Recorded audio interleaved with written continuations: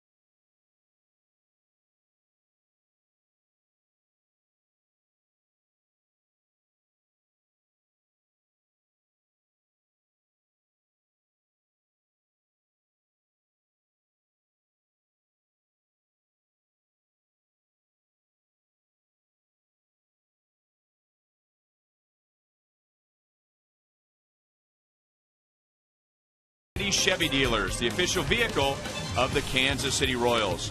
Joel Goldberg will tell us more about the Royals battery when we come back.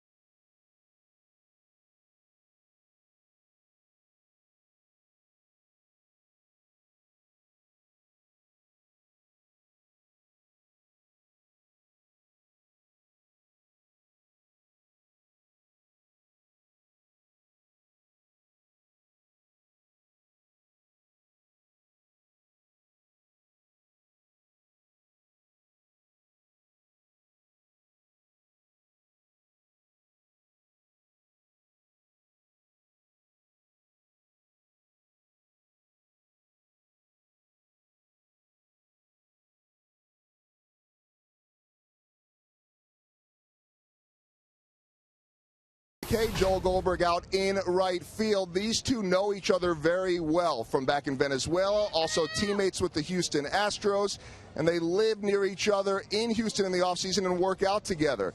The families are close, too, because they are godparents to each of their kids, so there's a lot of trust, Quintero tells me, between the two when Felipe is on the hill, and he will take the hill in just a moment. Royals baseball is coming up next. Paulino set to make his first start of the year. Ryan and Rex have the call when we return.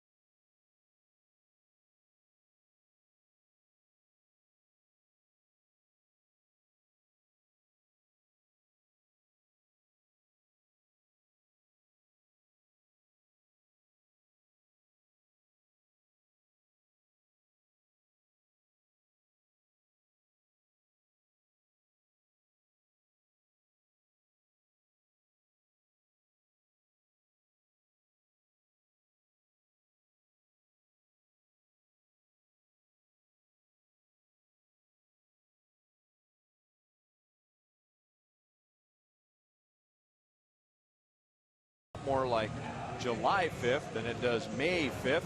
The Yankees snapped a 3-game losing streak, beating the Royals last night 6-2, getting 2 runs in the first inning, 4 in the 7th. And here's Joe Girardi's lineup for tonight, with the one change being Mark Teixeira will bat 5th rather than his normal 3rd position. Alex Rodriguez and Robinson Cano will move up in the order. Dwayne Wise will be in right, and Eduardo Nunez, who got a big hit in that 4-run 7th inning, again will be at 3rd base, and it will be Felipe Paulino returning to the Royals rotation. Okay, Felipe Paulino will have a power fastball. He's going to go anywhere from 90 to 95, maybe a little bit higher than that on occasions. He will two-seam it and try to sink it down a little bit. Power slider. And he'll have a few curveballs. But everything is pretty strong and powerful from this big fella at 6'3", 260. Try to get ahead.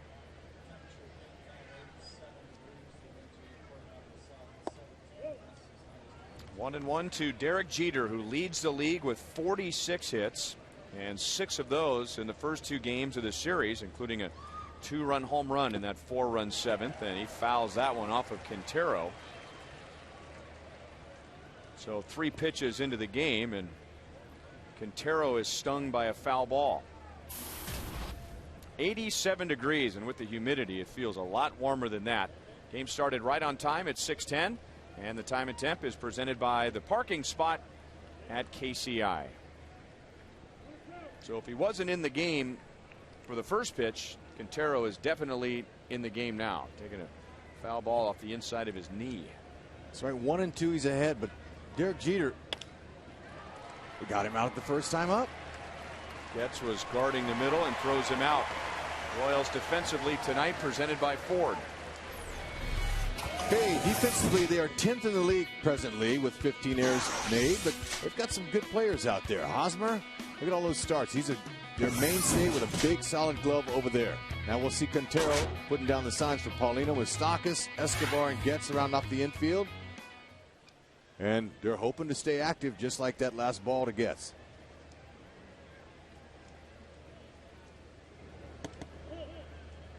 Granderson takes outside, ball one. 9 home runs, 17 RBIs for the Yankees' number 2 hitter. He had big numbers last year. He had 41 home runs and drove in 119. 2-1. Talked about his tempo as some of his keys for good starting pitching, and look at his tempo. He's getting that ball and throwing it. 3 balls, 1 strike. Sometimes hitters don't like to be quick pitched like that, but they'll step out and they'll try to control the tempo. But pitchers with the ball, they control it.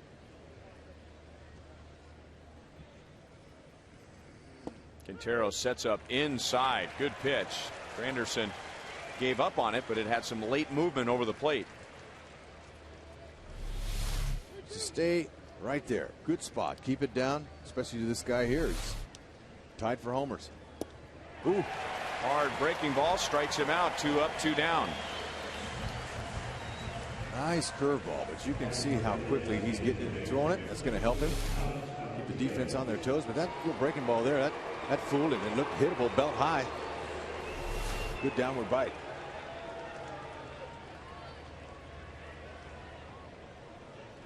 Alex Rodriguez just 2 out of 7 in the series and made that dramatic final out on Friday night. That outstanding play, bare hand play by Moustakas, helping the Royals win game 1 3-2. The Yankees bounced back last night and won 6-2.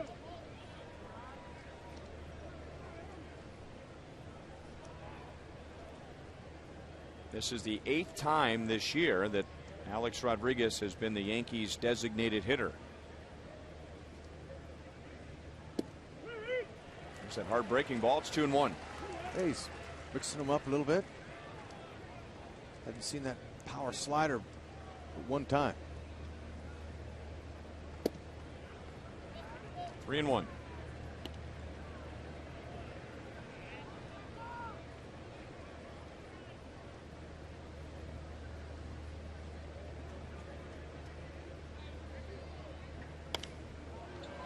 And that's a pitch right there that Alex Rodriguez normally drives into right center field, and you and I thought in the first 2 games that he looks like he's just a hair off of his normal timing. Just a tick. Still early for a lot of these guys. Just barely a month into the season. Slider got him looking. An outstanding first inning for Felipe Paulino as he strikes out 2.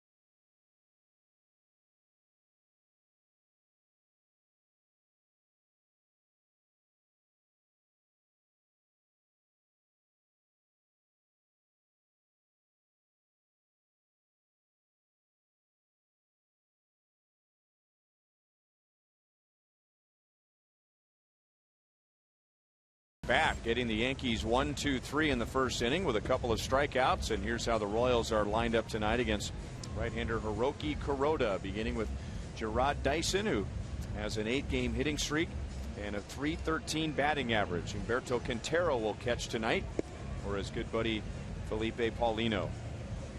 And the Royals, for the first time in a regular season game, will be facing Hiroki Kuroda. First year at the Yankees after 4 years with the Dodgers. Okay, for the Royals to be able to get to Kuroda, they need to lay off that sinker, or excuse me, that forkball down there for sure. That's a strikeout pitch. But get that sinker up. He's got a good sinker. He's a ground ball pitcher. And try to get to him early. He's given up 7 runs in his 5 starts in the first inning. So you can get to him early, and kind of like they did last night on CC Sabathia. Got a good sinker ball.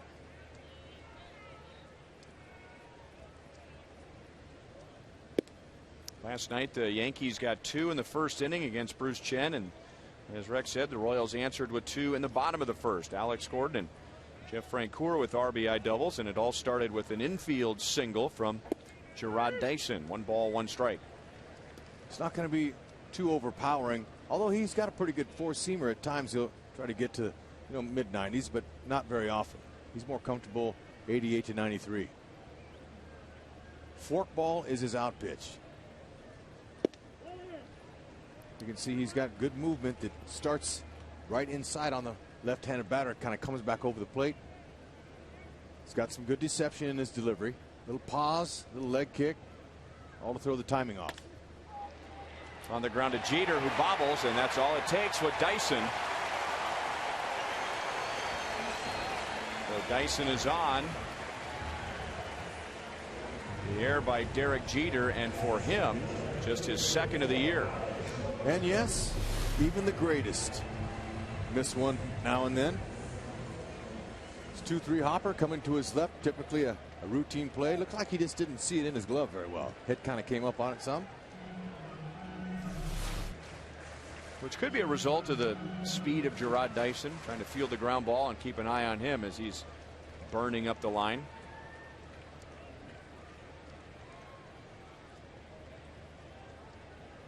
Okay, now Kuroda's got quick feet. Pretty quick over to first base. Alex drops down a bunt up the line, and it will just roll foul.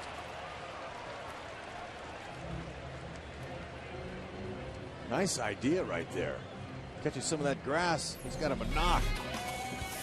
All right, our Ford defense this afternoon. We'll show you the Yankees. Presently, they are sitting atop of the AL in fielding percentage with only 8 errors. Cano hasn't made one yet. We just saw one with Jeter. 9, including Jeter's error. But Russell Martin's going to get the signal calling duties tonight. But look at this. Just on that grass. If it was on the, right off the grass, if it stays on the grass, it's going to stay fair. But the minute that ball rolls foul, you get it out of there so it doesn't hit a rock and get back fair.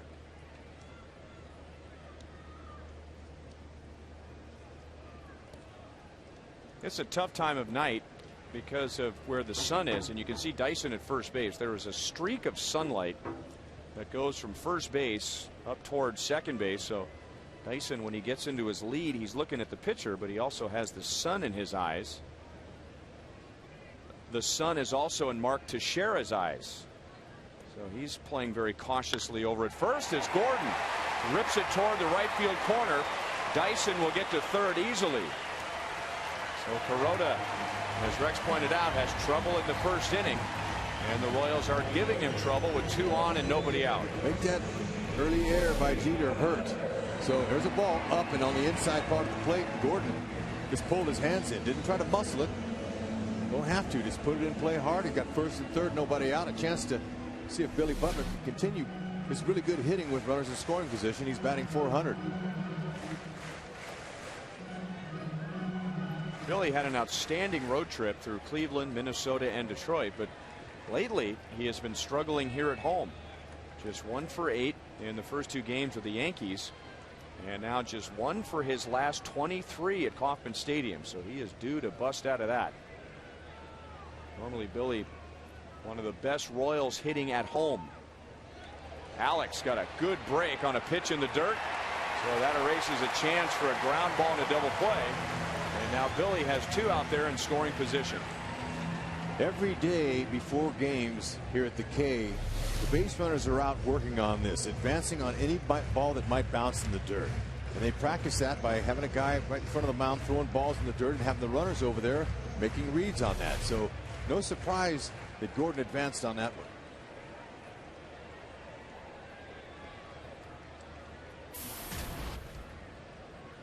Here are the numbers Rex was talking about. A 400 batting average with runners in scoring position. So that's 110 points better than his overall batting average. On the corner, 1 ball, 1 strike. In Billy's defense, Rex, at least in the first 2 games of the Yankees, they have really pitched him well. I mean, I think that's about the 5th time he's seen a pitch right there. A slider down and away right on the corner. Yeah, not surprised he didn't swing at that. Now they're going to try to come in on it. And Billy whacks it up the left field line. He will drive in 2. So he snaps that one for 23 at home and then some. The Royals have a 2-0 lead. Just up that average with runners in scoring position, over 400 now. They tried to come in but didn't quite get in enough, and quick hands right there. So it's been good to see 2 and 3 hitters here not trying to do too much, just trying to make some contact, and so far so good. They're not hitting them at anybody.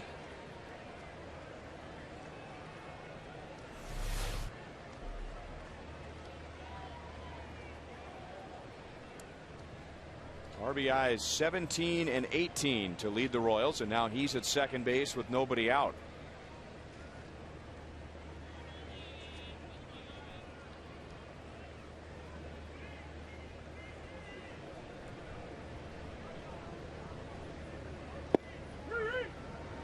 In for strike 2, Eric Hosmer.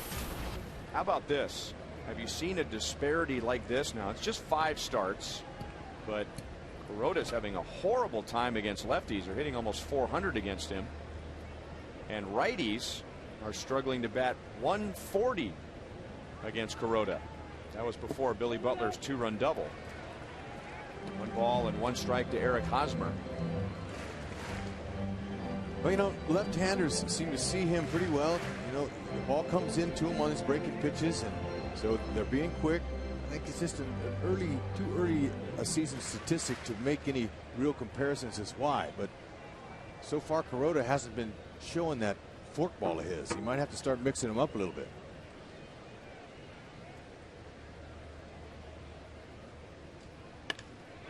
And that's drilled to left field. Ibanez from the shadows into the sunlight. Butler bluffing a tag as Ibanez makes a good throw to third, and another hard luck out for Eric Hosmer. Okay, Billy Butler, he had thoughts of going back and tagging up on this. And that's a ball up and out of the zone. We've seen Hosmer hit those in the gaps and off walls, but just couldn't quite there. But Butler going back saying, all right, I'm going to try. Take 3 or 4 hard steps, and whoa, boy.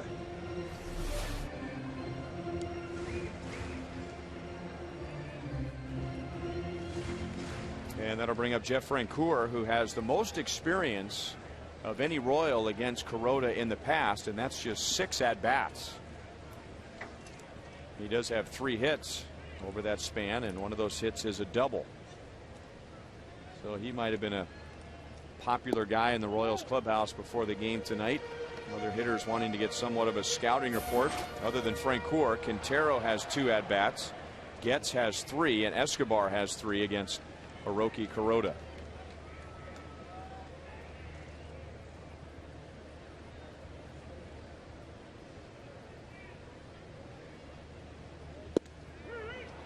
He went too far, and it's 1-1. The Royals currently are second in the league in doubles. Boston's ahead of them with 67. Now the Royals have 63. So they're no doubt going back to last year a doubles hitting machine.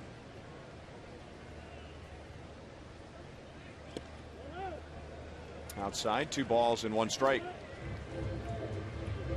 And in this ballpark, there are a lot of doubles out there. You can lament the fact that many nights it'll be difficult to hit it out of spacious Kauffman Stadium, but with those gaps, hitter can really load up on doubles and triples. 2-2. 330 down the lines isn't exactly a chip shot. It's got an interesting carom around the outfield, so some visiting outfielders aren't exactly sure how to play it. See some triples in this park too. There's a bit of a surprise. Alcides Escobar tied for the team lead with 9 doubles.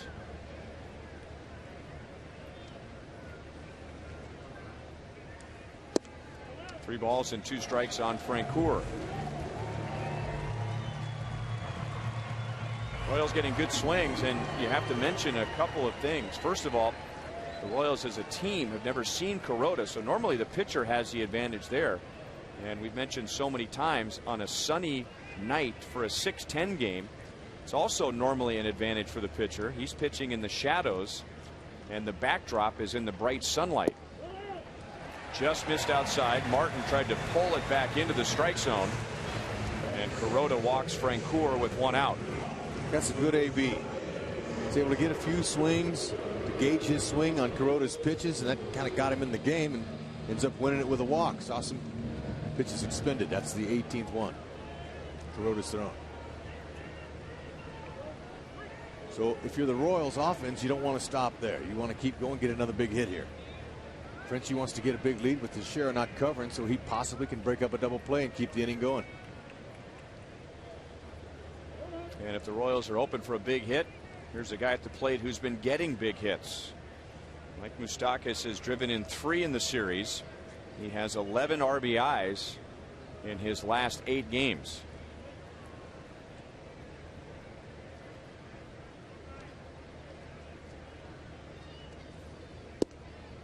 Lays off a tough pitch. 1 ball and no strikes. Hey, the sun, you mentioned the sun earlier. Look at Teixeira. Teixeira right at this moment is hoping Moustakas doesn't hit something over his head or right at him, because he's got that hat pulled all the way down. Doesn't feel like he needs glasses right now.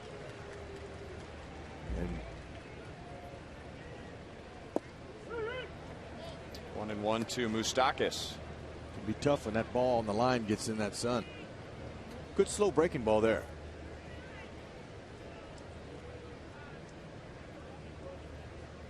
Here's what we're talking about.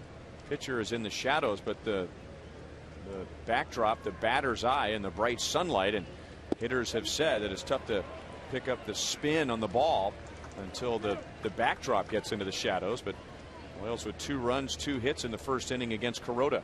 And you know, there is a little bit of haze in the air. It's not like a clear blue sky where the sun is extremely bright, but what happens when the sunlight is in the outfield and on the hitter's backdrop is the ball comes out of the pitcher's hand as a shadow. It's a little bit darker.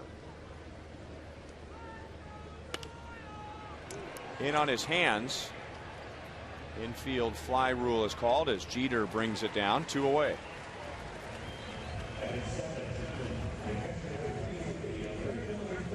Now Kuroda maybe not aware of the conditions for the hitter, because he's kind of pitching the Royals carefully and not really coming at them aggressively. He did there with Moustakas, where Felipe Paulino maybe a little bit of a home field advantage, if you believe in that in baseball.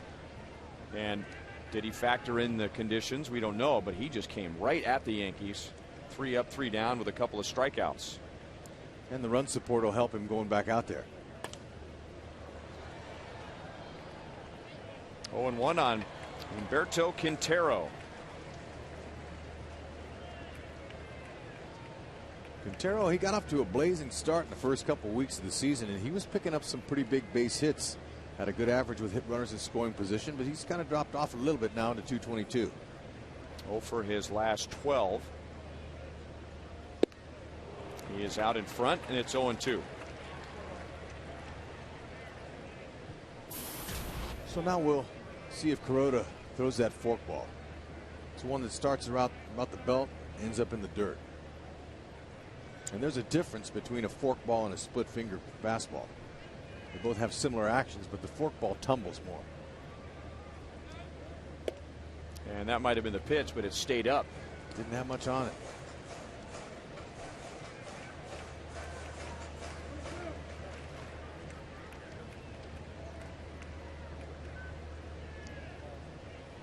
Billy Butler with a 2-run double in this inning to score Dyson and Gordon. Butler's at second. Francoeur is at first. So the Royals have a 2-0 lead.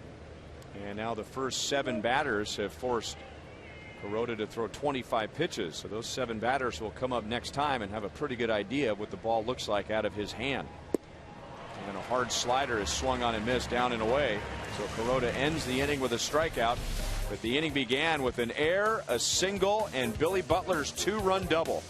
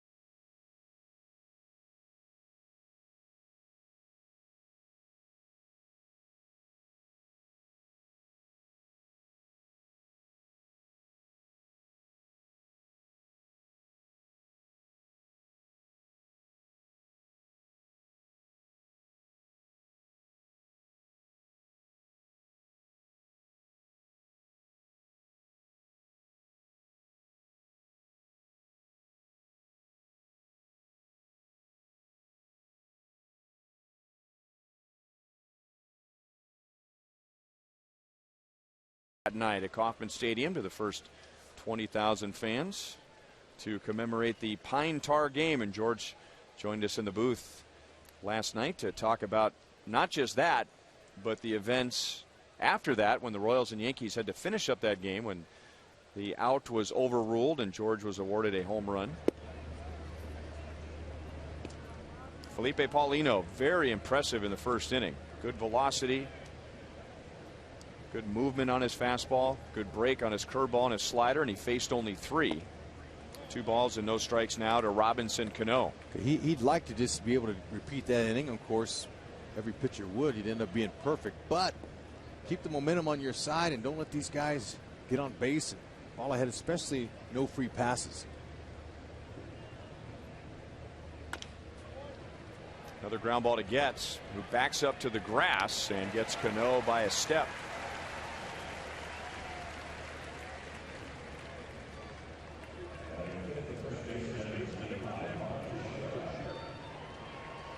And now Paulino will get Mark Teixeira, who moves from the number 3 position down to number 5. He's hitting just .238 on the year. He did not look like a .238 hitter last night, especially after his first inning home run against Bruce Chen, and ended up with 2 hits in the game.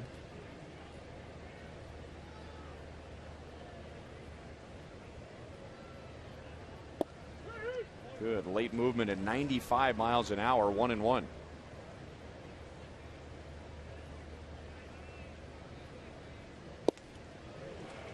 1-2. It's a .250 hitter from the left side of the plate with a couple homers so far early.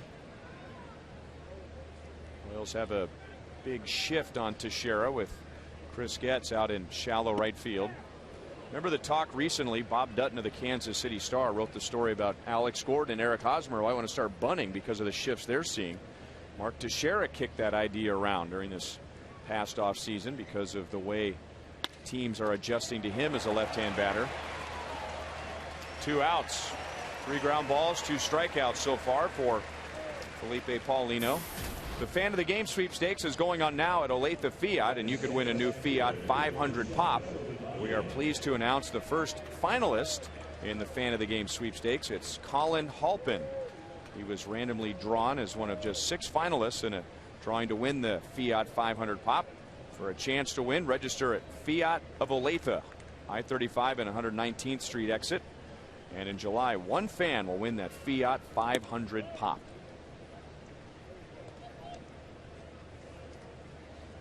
Ball 1 to former Royal Raul Ibanez.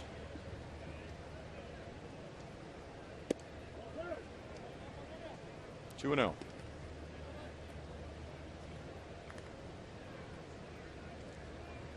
Ibanez, he just has 6 at bats from the left side of the plate so far. Plays occasionally.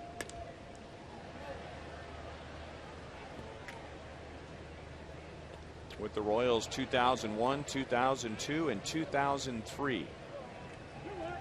Did a lot of growing up in this organization, didn't he? Sure did. Went from a minor league free agent to one of the premier left-hand hitting outfielders in the American League. And he hits it on the ground. 6 up, 6 back to the Yankee dugout for Felipe Paulino.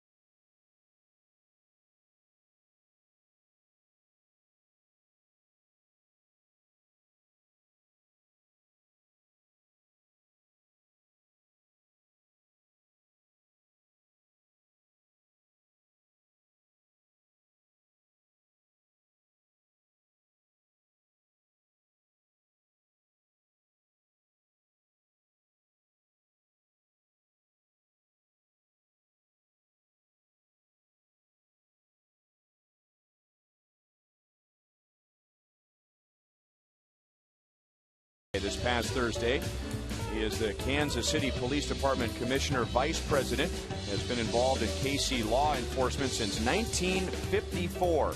Since then, he has served on the President's National Drug Advisory Council, been one of the founders of Kansas City's ad hoc group against crime, and was Kansas City's assistant city manager and served on the city council. Sitting in the Buck O'Neill legacy seat at tonight's game. 2-0 Royals on Billy Butler's 2-run double in the first inning.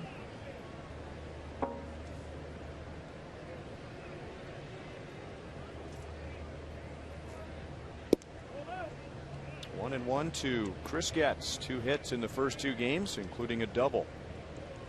Now, watching Kuroda pitch reminds me of the year I played there in '93 in Japan. Nunez goes into foul ground, and he brings it down. So 1 away. We'll get back to that thought in a moment, Rex, because right now we have to welcome in Joel Goldberg, who is the newest member of the 40-year-old club. Happy birthday, Joel. Thank you, Rhino. I caught you. Did I not? Not quite. Well, I mean, as far as being in the 40 club. Oh, yeah. Yeah. I'm never going to really catch you because I think you're a little over a year past me. But Sammy Abramson got there first a few hours before me. Mm-hmm. So happy birthday, 40th to Sammy Abramson. And we don't need to talk about me. Let's talk about Curtis Granderson, if you don't mind, because he did something that he has done before when coming to Kansas City. He visited the Negro Leagues Baseball Museum today, and he actually tweeted out, while in KC, you have to visit the Negro Leagues Museum, NLBM.com. Check out the history, story, and legends. I was talking with Curtis about that today, Ryan. He went for a luncheon today. He said it's his third time at the museum. Went once with Detroit with teammate Marcus Timms. Went with CC Sabathia today. Has been there in the past with his dad. Said he just loves to read and hear about the stories and the hotels that the guys stayed in, and seeing the diverse group of players, also including Latin Americans that played in the Negro Leagues Baseball Museum. He called it a must-see for anyone that visits Kansas City, and I think we all would agree with that.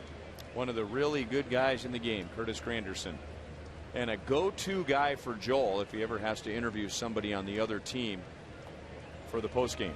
Love those guys. He's a star. Sitting at the top of the AL leading home runs. He's tied with Hamilton.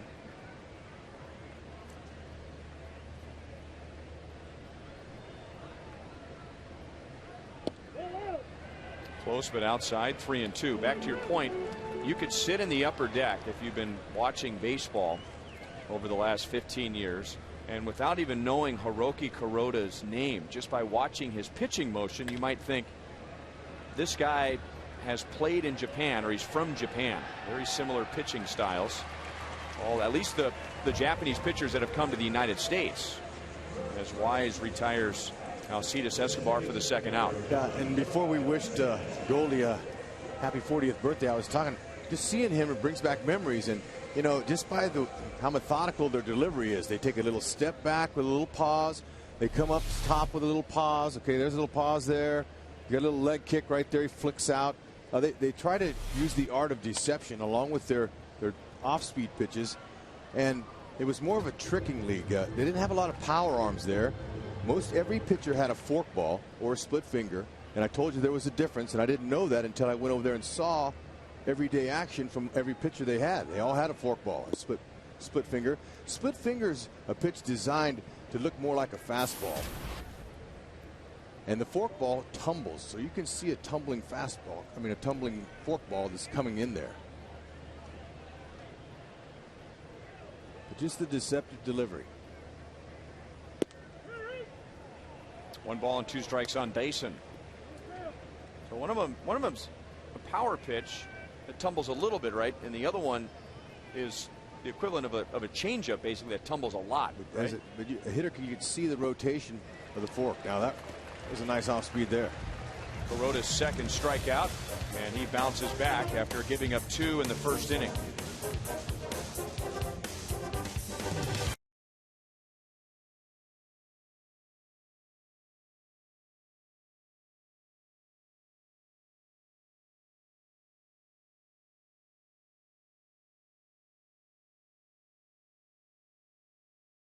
And Felipe Paulino has faced 6, retired 6, 4 outs on the ground and 2 strikeouts, and throws a hard breaking ball for strike 1-2.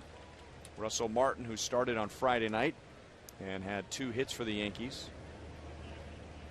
I'm thinking with all the sliders and off-speed pitches we're seeing, that might be the pitch at this particular time of the night here. Early start, an hour earlier at the K, because hitters, the way they're swinging at it, looks like they're not being able to pick it up. And what I've heard over the years, it's not necessarily seeing the ball, it's picking up the spin with the pitcher in the shadows, and there's the sunlight, which makes the backdrop very bright. Okay, look at the success and watch some of the swings. Now that one was looking. Quintero couldn't see it. He pulled off it again.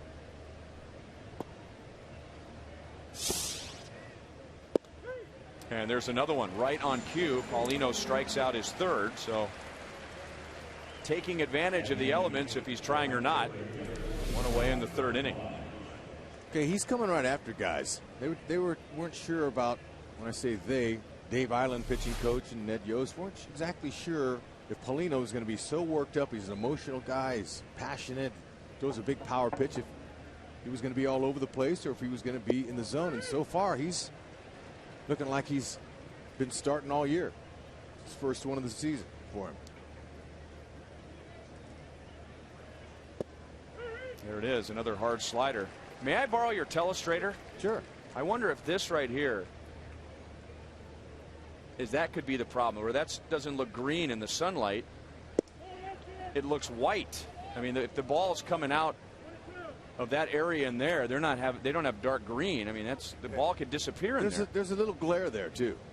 Thanks for showing me how to do it. That's my first telestrator, I think, in 4 years. If you use your nail, it works better. Oh, okay. But see, there is some reflection off of that batter's eye. And, you hear sometimes hitters complaining about the batter's eye, but it just takes me back to sitting on the bench in St. Louis with Red Shandy's telling me about how they used to hit in Wrigley Field with fans in the backdrop there with all white T-shirts on and everything in the middle of the day and no helmets. They had no fear. They were a little nervous, but they couldn't pick up the ball. So these guys got it pretty good here. Another ground ball. Second time that Paulino has handled a one-hopper, so he throws out Dwayne Wise, 2 down in the 3rd inning. Well, we hope you'll bring the kids out to Kauffman Stadium for every Family Fun Day Sunday. We have another one tomorrow. The kids will enjoy face painters, balloon artists, kids entertainment by Radio Disney, and much more. Sundays at the ballpark is your family destination. Go to Royals.com/Sunday for more information. We can tell you that tomorrow's game is at 1:10. Luke Hochevar will pitch for the Royals and Phil Hughes for the Yankees. The final game of 4 with New York. A little bit inside, and it's 1-1 to Eduardo Nunez, who snapped an 0 for 19 last night with a 2-out RBI triple, driving in the first of 4 runs for the Yankees in that 7th inning.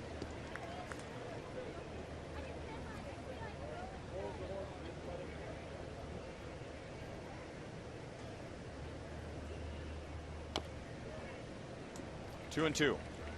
Paulino's got that excellent movement going so far. Now, one of his keys were not to get too slider happy, because he will throw a lot of sliders when he falls in love with it and makes a few mistakes. But so far, he's really good with his location, starting that pitch middle and ends up away and down. Still 2 and 2. Pitchers throw that ball down below the knees. Looks good to the hitter. They want to swing at it, but it's on the ground most of the time, or they're not able to really put it in play with any authority.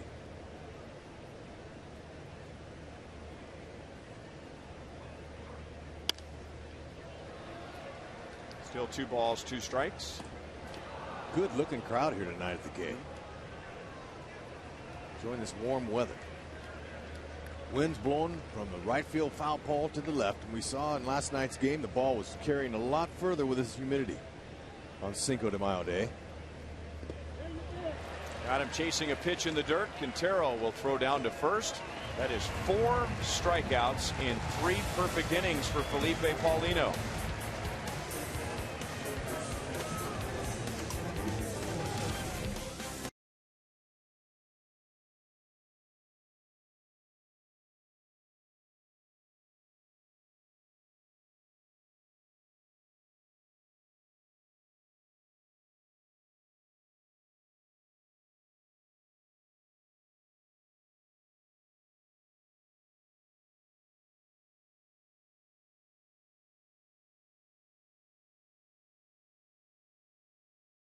And Felipe Paulino has 3 perfect innings. The fan vote to pick the starters for this year's All-Star game in Kansas City has begun, and you can now vote for all of your favorite Royals players.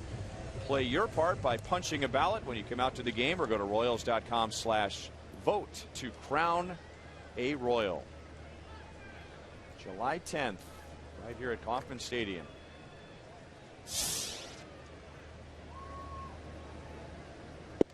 Alex Gordon singled and scored in the 2-run first inning.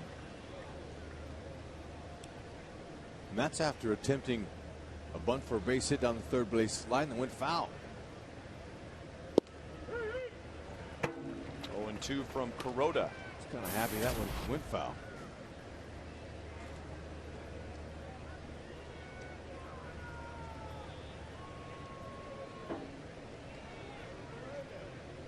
Martin wants the pitch up.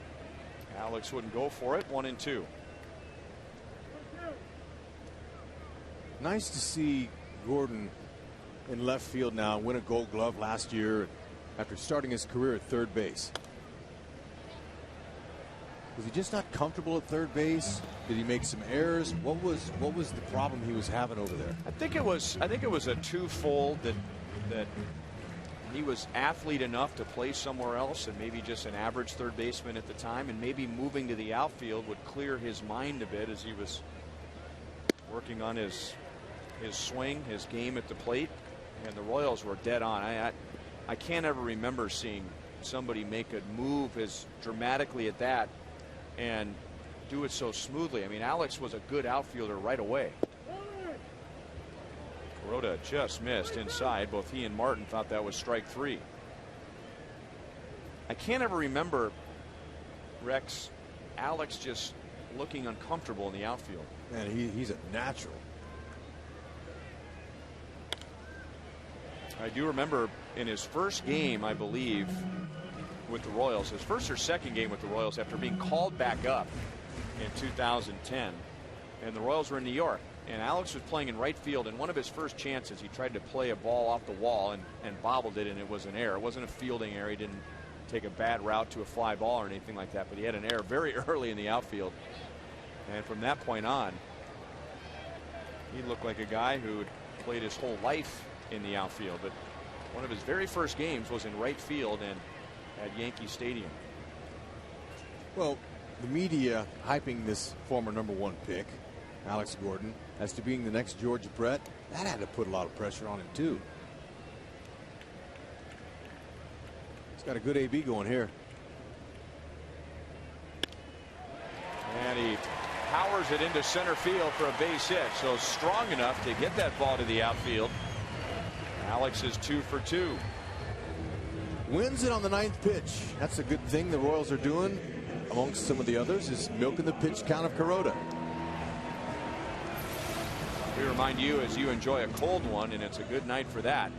Look forward to Miller Time later in tonight's game, brought to you by Miller Lite. And Billy Butler is a candidate already with his 2-run double in the first inning.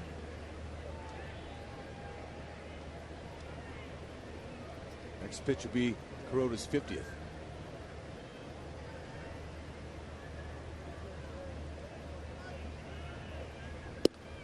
And it's way outside. Billy had been just 1 for his previous 23 at Kauffman Stadium, which has to be the worst slump for him at home. He hits very well here, but he took care of that, getting around on a Kuroda pitch and driving it up the left field line, picking up his 17th and 18th RBIs of the year.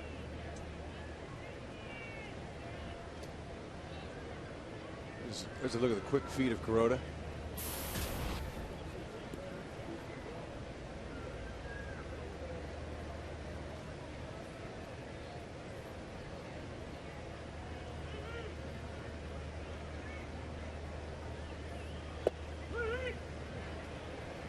One and one.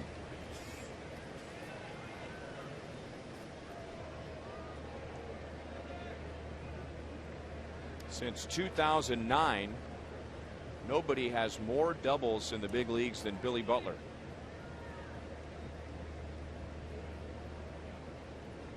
Well, he has the ability to go gap to gap, sprays the ball all over, no question about it. But we talked about the depth of these outfield fences here and how much ground there is. That helped too.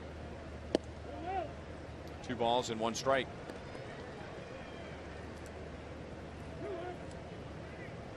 Beautiful yard here at the K, and the whole world will see this July. The All-Star game comes here.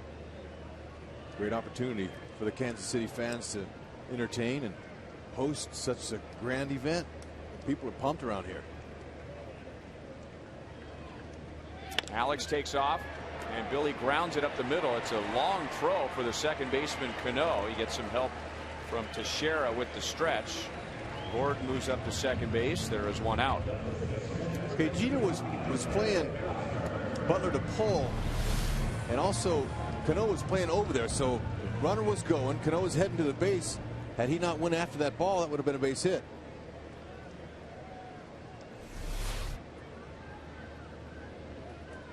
Little hit and run, you want to hit the ball on the ground so you don't double up the runner behind you. the intention is going first to third on a single, but heck, they're going to man in scoring position for Hosmer, who's overdue.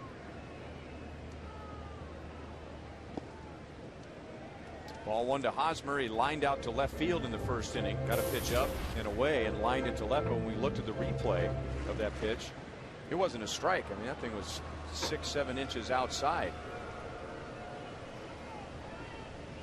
He's got 5 homers and plenty of pop middle in. Even out over, he'll pull those. But so a lot of pitchers been trying to get him to go the other way, but he's got some pop that way as well. So he's going ahead and going with it. 2 balls and no strikes.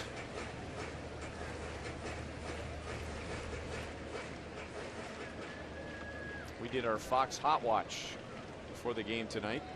One of the options was Eric Hosmer would get an extra base hit.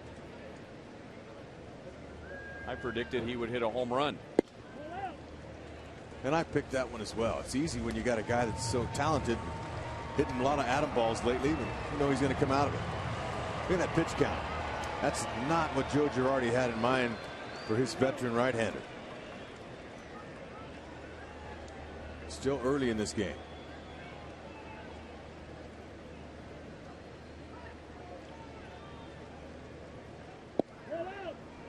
Four pitch walk. So Kuroda with the runner at second, 1 out, pitching Hosmer very carefully. And now thinking about a ground ball and a double play with 2 on, 1 out. And it'll be Jeff Francoeur, and he walked against Kuroda in the first inning.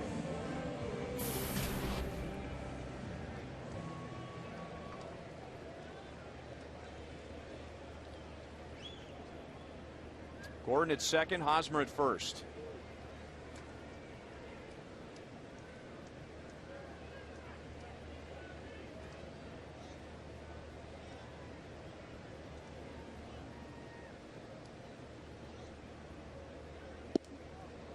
Hard slider away, 0-1. You know, that's a first pitch guess fastball there with that swing and his head pulled off it just a little. Some hitters will do that. 1 at bat out of their 4 each night.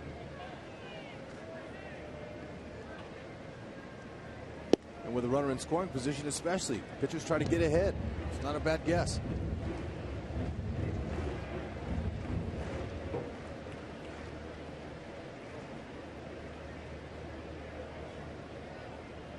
Cano's giving away a little ground at second base, keeping Gordon close.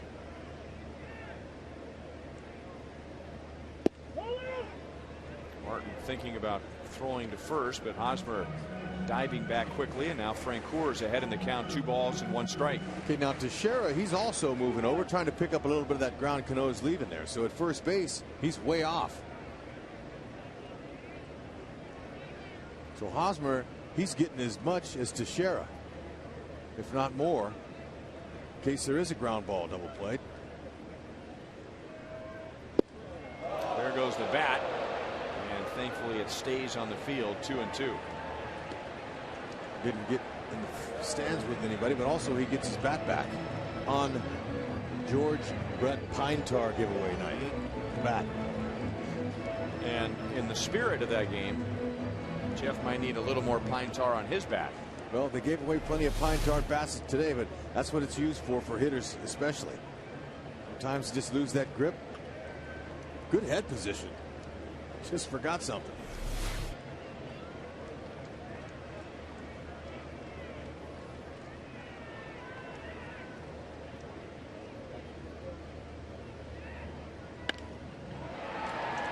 Into right field. Dwayne Wise is back. Gordon tags. He'll go to third with 2 outs.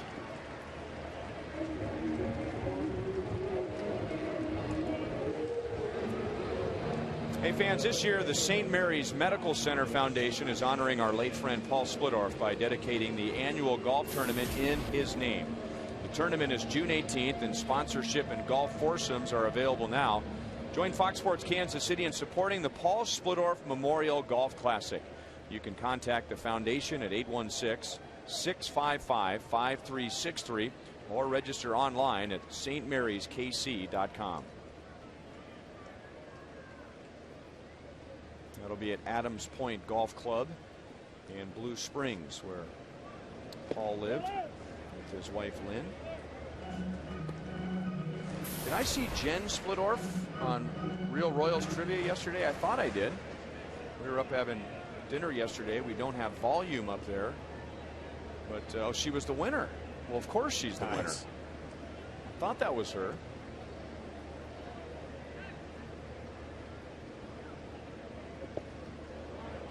Blocked by Martin. That keeps Gordon at third base.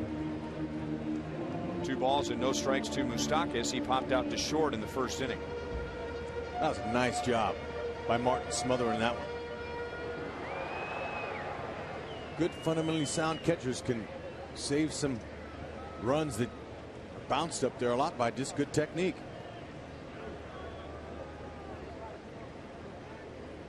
24 pitch inning for Kuroda and 63 total. And you can see the difference in tempo between Paulino, who's been mowing him down so far, and Kuroda taking his time and thinking about everything and maybe a little unsure of himself. That's a body language that hitters feed off of. Let him swing. Absolutely.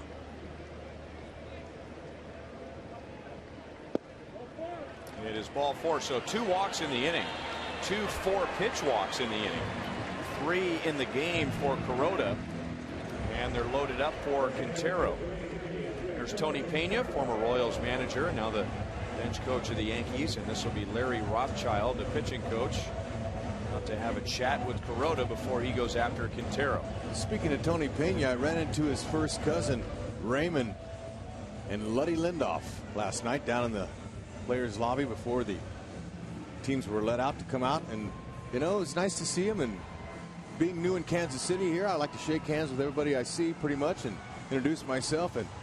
And Raymond, his first cousin, said, you know, I think if you use less words you might be better. and that was a kind way of saying that I'm talking too much. Yeah, and I was okay with it. That's what we do in this part of the country. You know, we find gentle ways to say things. It was kind, and I liked it. I said, hey, you're right, sir. I'm working on that. I appreciate that. Raymond, Luddy said she's a big Royals fan. And also, Steve Flint from Raymore, Missouri. He was a guy I ran into, and he said, love them Royals. Keep doing it, Hud. So it's really nice to hear some fans out here and talk to them, getting feedback. Appreciate y'all's support.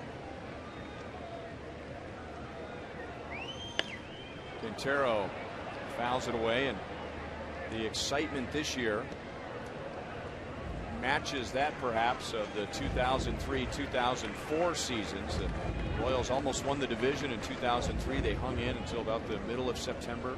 A lot of excitement going into 2004. Ended up being a disappointing season, but it was Tony Pena's enthusiasm as Royals manager that helped the Royals overachieve in 03. Anderson will play it in center field. The Royals had the bases loaded but failed to score against Kuroda in the 3rd.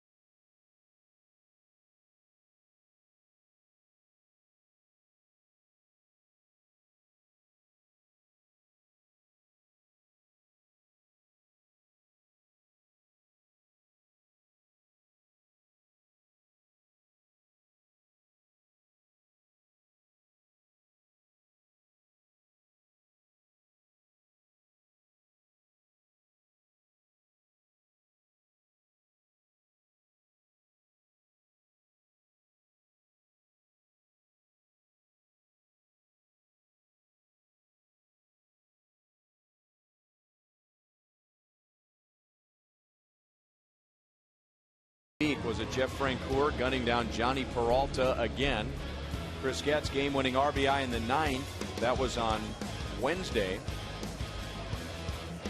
Eric Hosmer with this scoop in the 9th inning on Thursday. That was for the double play. And then Mike Moustakas to end the game on the slow roller from Alex Rodriguez. We will announce the winner tomorrow. Ivy Royals live tomorrow before the 1:10 game. Ivy Royals live beginning at 12:30. Text 432-432. Enter keyword Royals, a space, and then A, B, C, or D. All right, let's see if the Yankees have made an adjustment on Felipe Paulino, who just glided right through New York in the first 3 innings. 9 up, 9 down, 4 strikeouts. Every out was on the ground, and this should be another one as Escobar throws out Jeter. He's 0 for 2. Well, one thing that was for sure, you knew that whenever he hit the ball, which is hot as a firecracker, he was going to give 100% down that line. I talked to him earlier before the game, Derek Jeter, about, hey, Derek, you've done that your whole career. You're a legend and a surefire Hall of Famer. Do you accept anything less from your teammates when you maybe not see them run the ball out? He looked at me and he said, no, I address it. I said, do you do it in front of people, or do you do it, pull them aside one-on-one? So I'm not a big fan of doing it in front of people, but I definitely let guys know that to show respect for the game, you run 90 feet hard. Here, this is what we do. 3 pitches, and Curtis Granderson strikes out. That's 5 strikeouts for Paulino. His teammates got him that 2-run lead in the first inning, and he's gone out there and just executed pitch after pitch. Slider's working well. He's got a little curveball he's using more of. And I'm sure the scouting report the Yankees got that was Paulino is going to come at him with fastball, fastball, fastball. A couple sliders, but he's kind of pitching backwards a little bit, but he's got great command.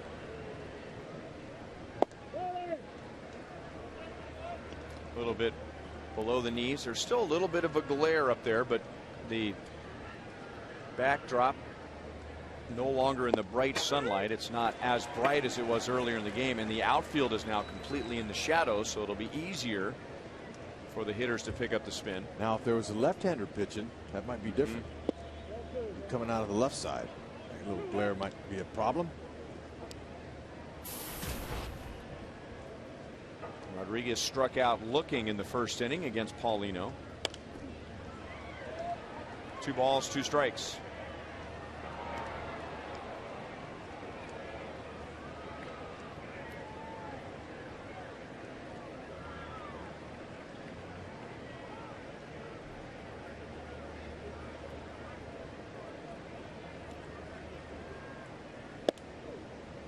Three and 2. 96 miles an hour with that fastball.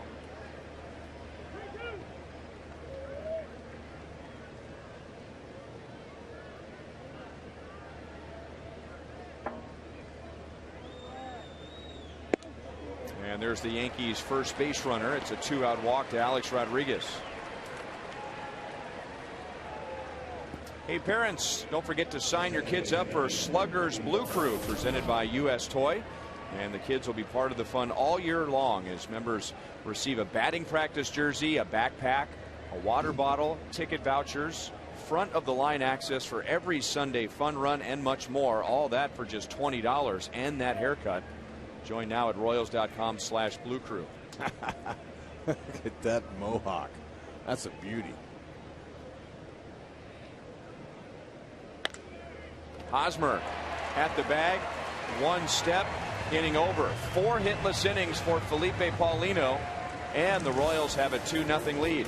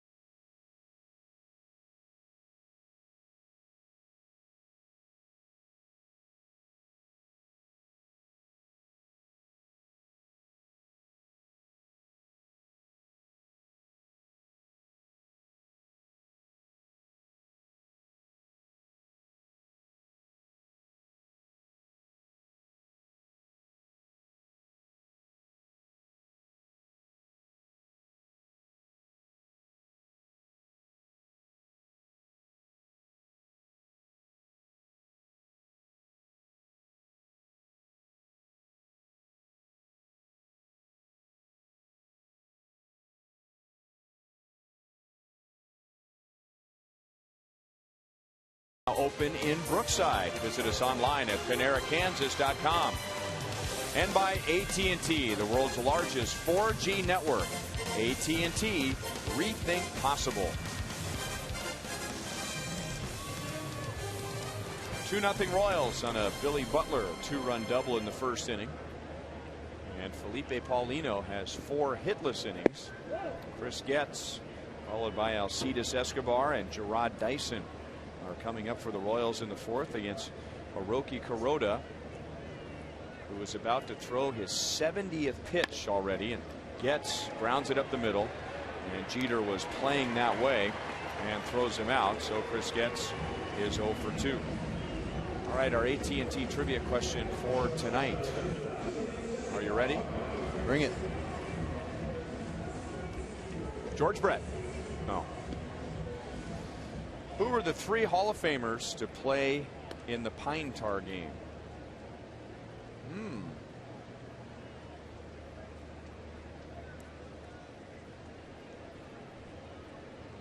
All right. George is 1. Well, they played in the game. That means they weren't on the bench. If you're a Hall of Famer, you're pretty much not on the bench. Goose Gossage.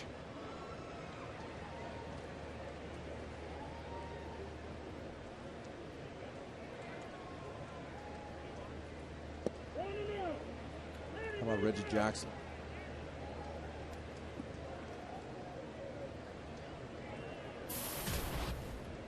'83.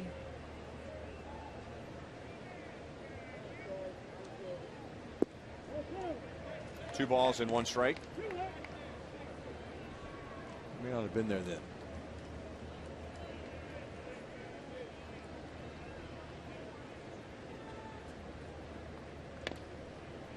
Two balls, 2 strikes on Escobar. Give us a chance to look at our league leaders, brought to you by your Kansas City Toyota dealers. Alcides Escobar among American League shortstops. Stolen bases first, extra base hits second. How about that? And 4th in batting average. 3 balls, 2 strikes. He's a player. I mean, people know him mainly as an acrobatic, very agile like shortstop with a cannon for an arm, but he swings a good bat too. He goes the other way a lot, just like there. Went right at it. So a good scouting by the Yankees. Normally that'd be a base hit in the hole on the right side, but Teixeira was guarding that hole for the second out. You know, when we had George Brett up here last night, he was talking about that game and stuff, and he said, hey, you know, it's nice to be known for that in my career, the Pine Tar game. You know, so I started thinking, wow, you mean this guy had more hits by any third baseman in Major League Baseball history, 15th all time, 3,154. How could he be known for the Pine Tar game? That's not the only thing. Dyson is out, and so are the Royals in the 4th inning.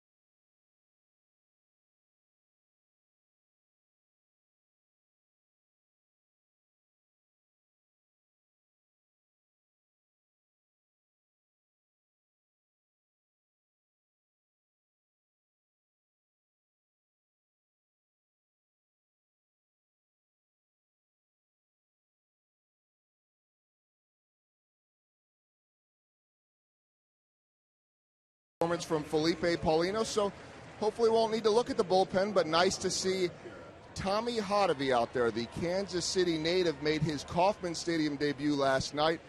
Said he was actually a little bit more nervous, guys, for that one than he was his Royals debut on the road, just because it was Kauffman Stadium. And he had a lot of family here last night. Mom, dad, his brother came in from Oklahoma City with his twin kids, and so the twins, 2-year-olds, Avery and Wyatt, had a chance to watch their uncle. And I asked him, well, what did you think about Uncle Tommy? It was good. Did you like watching Uncle Tommy? Yes, that and the fireworks. They were very excited about the fireworks, but pretty cool to see the Hotovy family here last night. Mom, dad, brother, niece, nephew, sister-in-law, wife. Big moment for the Hotovys. To grow up and root for a team and then play for that team.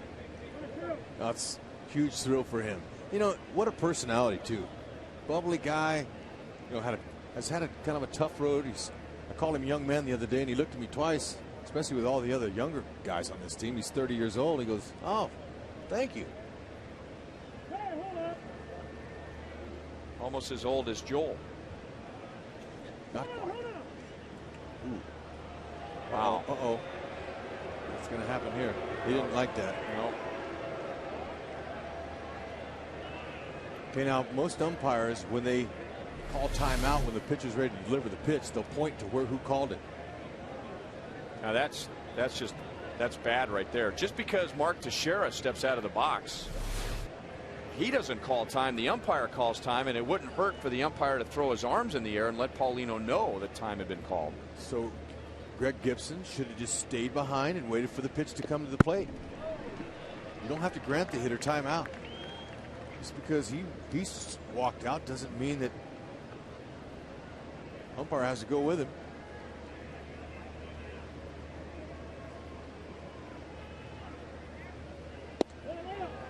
Three balls, 2 strikes. And Paulino, if he could do it again, may have thrown the pitch anyway. Right, just stay with it. If you're a pitcher and that happens, that'll mess you up.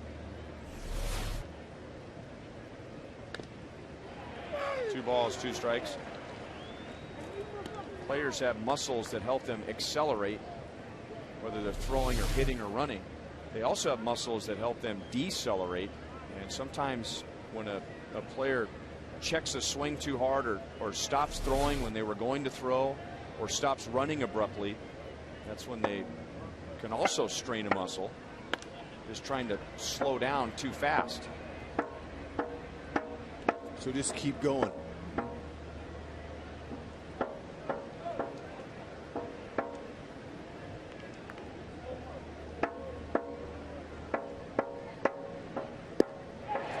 Puts him away with a hard slider, and that's 6 strikeouts for Felipe Paulino. And every strikeout has been with either a hard slider or a hard curve. Boy, perfect location. Teixeira, most power hitters like that ball down there anyway, and it started up in the happy spot and ends up down and out of the zone. Excellent pitches there, and those are quality strikes.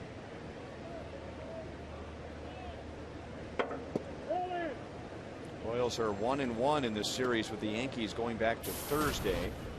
They got 5 1/3 innings from Danny Duffy in game 1 and 6 2/3 from Bruce Chen last night, trying to give the bullpen some time to regroup.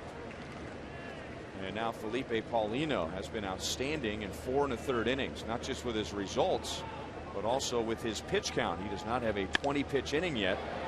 And that is the first base hit for the Yankees tonight. So a round of applause, Yankee fans, for Raul Ibanez, and Royals fans in appreciation for what Paulino did in 4 1/3 innings. No, great job of going at these guys and dissecting. That pitch was down low and looked like it was away. Give Ibanez some credit for going the opposite field with that stroke on the located pitches. Perfect spot. A little bit surprised today that Ned Yost said that there were 3 mistakes by Bruce Chen last night in that 1 inning where they scored all those runs with 2 outs. And I was thinking to myself, okay, the hanging curve to Jeter was a definite mistake. And I think maybe early in the game, that little snap hook homer that Teixeira hit on the slider down might have been. But I was having a hard time thinking of the third one. And so our excellent guys in the truck that worked together, our teammates, showed us the 3 pitches Ned was talking about. And we'll see it. Last night, Bruce Chin was dealing, looking good. Now, that pitch there was out over the plate. Okay, that was early in the game. That's one mistake. Now, that one was, I thought, a pretty good pitch. I didn't think that was a mistake. That was on the outer half. Now, this one was a definite hanger to a firecracker hot hitter. But that was it. Bruce pitched an outstanding game. Just that one inning, couldn't finish him off. And that's what good offenses will do.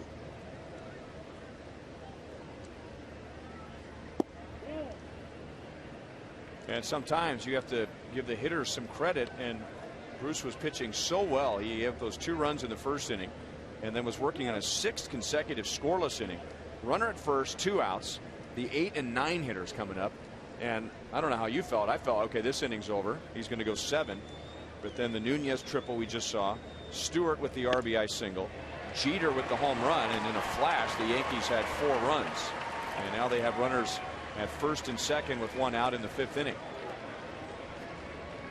Well, that's the difference. I'm sure Kuroda's figuring out this year coming over from the Dodgers is the 8 and 9 hitters aren't exactly easy outs in the American League. Now, that ball stayed up a little bit. Russell Martin's able to fight it off to the opposite field. But there's a big difference between leagues. And pitchers, if you're going from the American League to the National League, you're going good. At least that number 9 hitter's a pitcher might be a little easier for me. And the 8th hitter typically is a guy that, you know, is a second leadoff hitter. Or just a step up from a pitcher, right? Exactly. I mean, that's my category. That's where I hit most of the time in the National League. Dwayne Wise hits it into center field.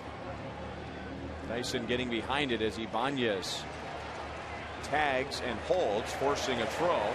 2 outs. Okay, nice job by Gerard Dyson. Okay, Ibanez a veteran guy, but like Derek Jeter advanced on him in game 1, and Dyson on the ball, he kind of sit back on it. He had tags up at first and went to second. Gerard gets it back. Now he's coming forward to get some momentum on his throw. That's textbook.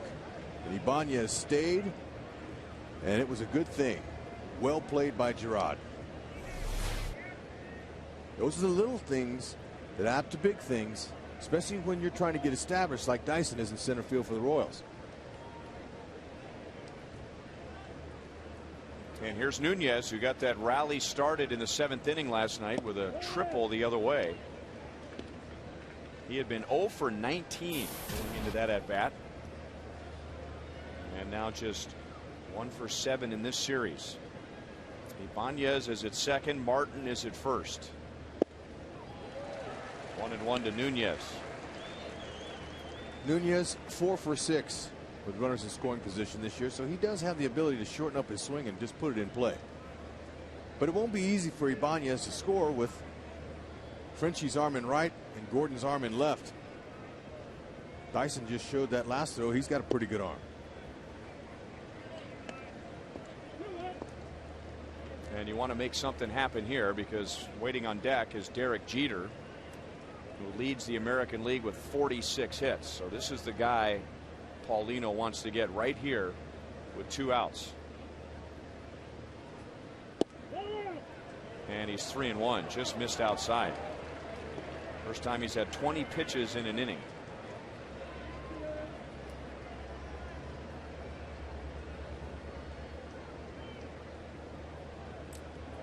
Okay, Nunez knows what's coming pretty much. Paulino wants to throw him a fastball, get it over, make him earn his way on, but sometimes that's the advantage to the hitter. 3-1 count, fastball situation.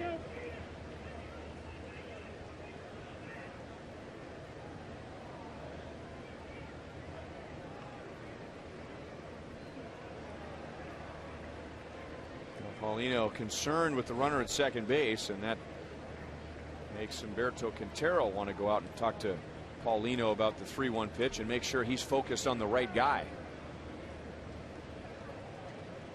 And wasn't a long meeting. That's good. Keep Paulino's focus.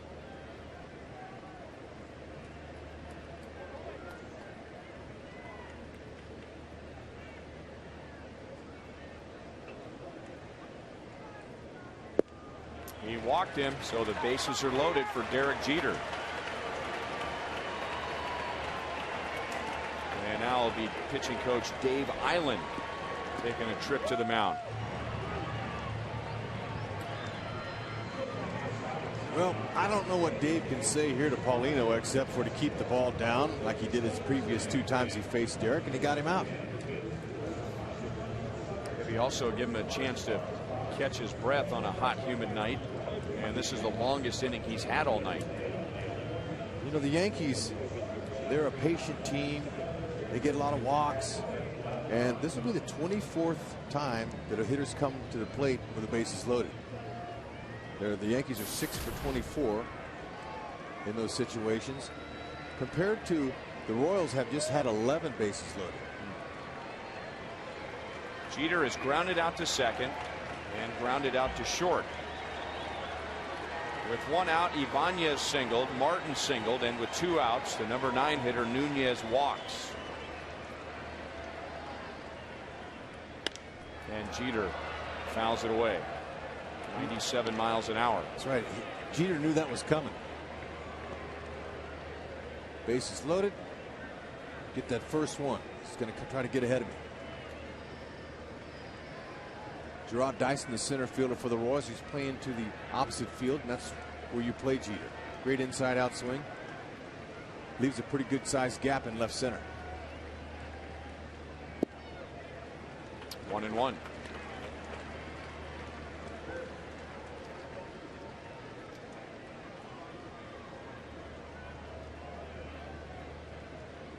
Paulino faced the Yankees once last year. That was his only career start against New York. Jeter had 2 hits in that game. Paulino's pitched him very well tonight. Needs to pitch him very well right here as Jeter pulls it foul, and now advantage Paulino 1-2.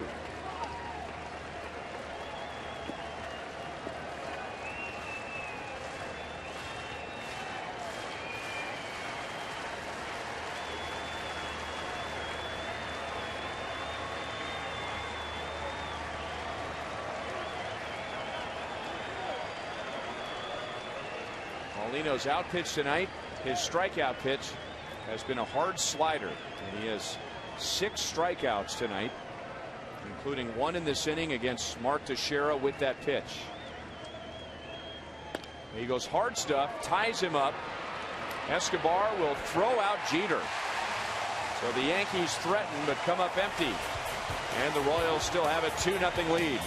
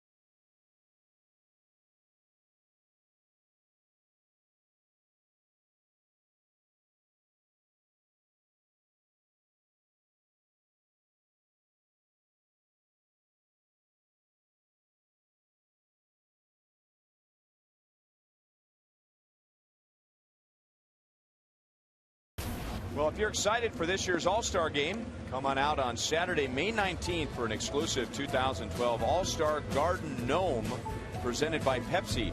Gnomes will be given out to the first 10,000 fans. That's the Royals and the Diamondbacks at 6:15. Make sure to get here early.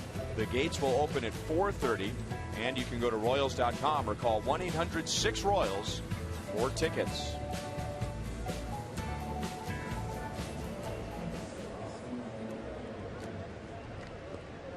Warm, humid night on Cinco de Mayo.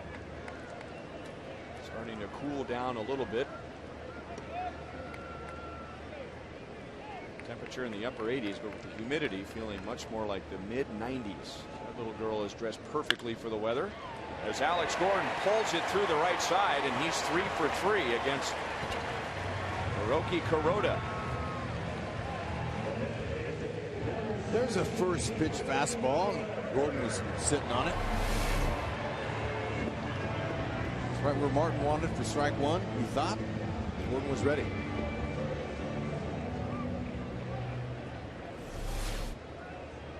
Royals had 4 base runners in the first inning. One of them was because of an error by Derek Jeter. They had the bases loaded in the third but failed to score. So they've had plenty of runners, and so far only 4 hits, and Alex Gordon has 3 of the 4 hits. Billy Butler has the biggest hit, and with 2 on and nobody out in the first inning, he doubled against Kuroda, driving in Dyson and Gordon.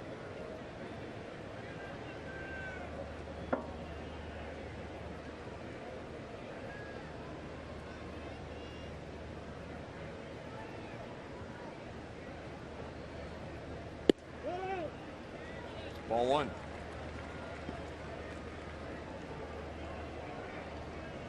That was Billy's 7th double and his 17th and 18 RBIs to lead the Royals.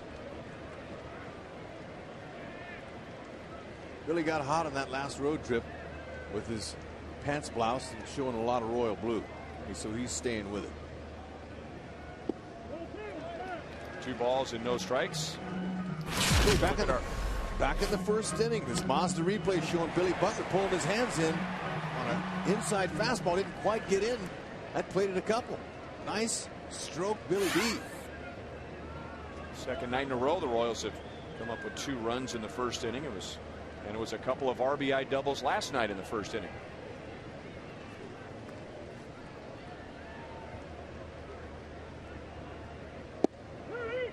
Slider makes it 2 balls and 1 strike. Kuroda had a 9-pitch 4th inning, and he really needed that because his pitch count was spinning out of control in the first 3 innings. 68 pitches in the first 3 innings. He is up over 80 with nobody out in the 5th. 2-2. You mentioned when you were playing in Japan that that's not a power league when it comes to pitchers. It's more of a off-speed league, and I know one of the things that teams who have signed a Japanese pitcher have had to deal with is a lot of long counts. Very typical for a Japanese pitcher. A lot of 2-2, 3-1, 3-2, and very high pitch count. Yeah, you know, they're not too worried about that because the Japanese way of thinking for pitchers is to throw, and then throw some more. So in between innings, when they went 1, 2, 3, they left the mound. They would towel off and they would start playing catch with the catcher on the sideline during the game. Right after their inning, they would start playing catch again. Alex runs and Billy hits it to the gap. So Alex keeps running. Billy Butler has driven in 3 with a couple of doubles tonight. He has driven in all 3 runs in a Royals 3-0 lead. That was a hanging slider, and Billy Butler, you couldn't have wiped the slobber off his mouth. He saw that and he says, go right ahead. I'll take that one. That was a cookie. And Gordon, Cano tried to trick him a little bit, but Gordon picked it up right away. He says, no, I see the ball. You can't trick me. I'm not stopping at second. And he's able to score the run.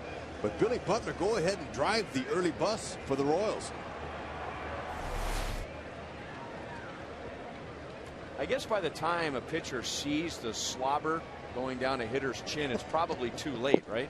It is, but it's not an exact, but that's what the hitter's doing. He's saying, wow, man, I am hungry for something out over the middle. Don't give me that one. And again, he's a doubles machine. I remember Billy's nickname is Country Breakfast. 0-2 to Eric Hosmer, who was walked and lined out to left field. Yeah, that was a early biscuit he got. Now that first double he hit knocked into, that was a pitch that was on the inner half, and it was really kind of where Kuroda and Martin wanted it.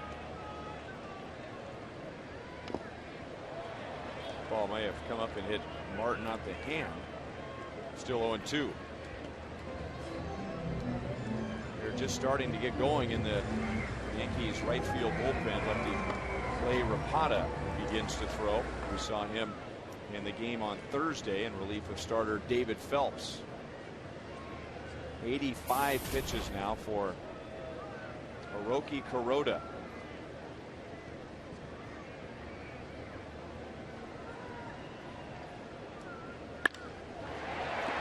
What else is new?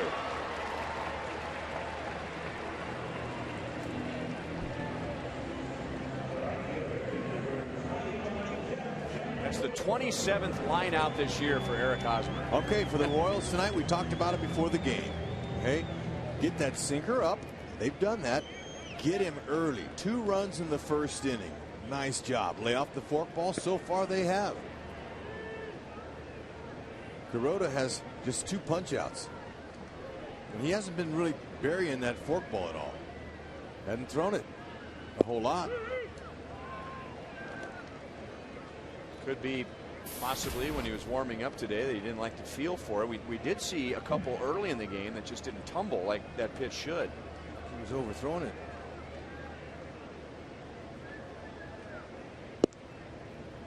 One ball and 1 strike on Jeff Francoeur.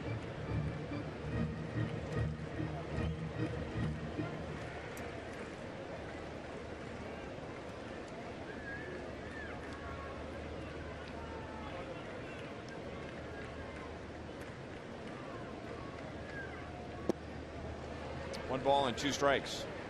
Boy, Eric Hosmer, he hit the ball hard in the first inning, but he hit the daylights out of that pitch from Kuroda in this inning.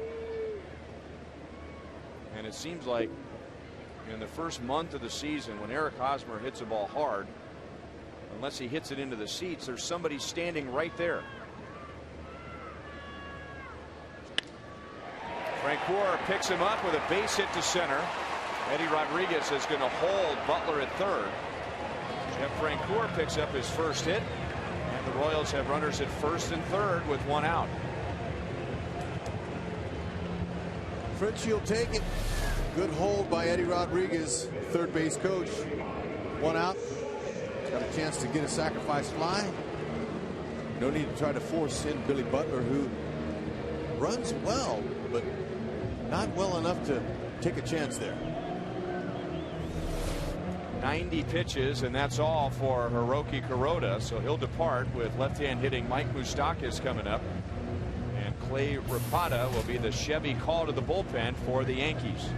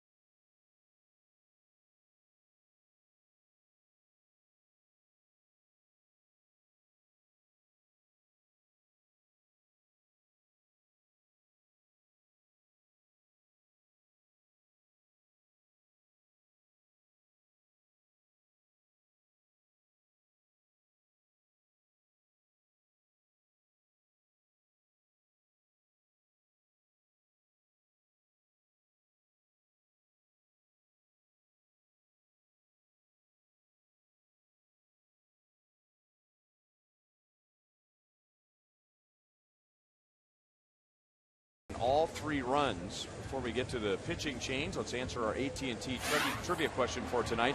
There were 3 Hall of Famers in the Pine Tar game. We've identified George Brett, Goose Gossage, and I'm going to throw in there Dave Winfield. You got it. Now, the trick to that question was which 3 Hall of Famers played in the game. Winfield was on the roster, but I don't remember if he did anything in that game. I know what George Brett and Goose Gossage did in that game.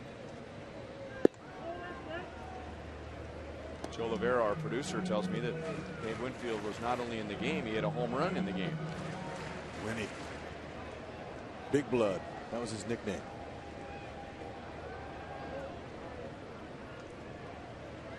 So they bring in the lefty to face Mike Moustakas, who's had a pretty good year so far against left-hand pitching.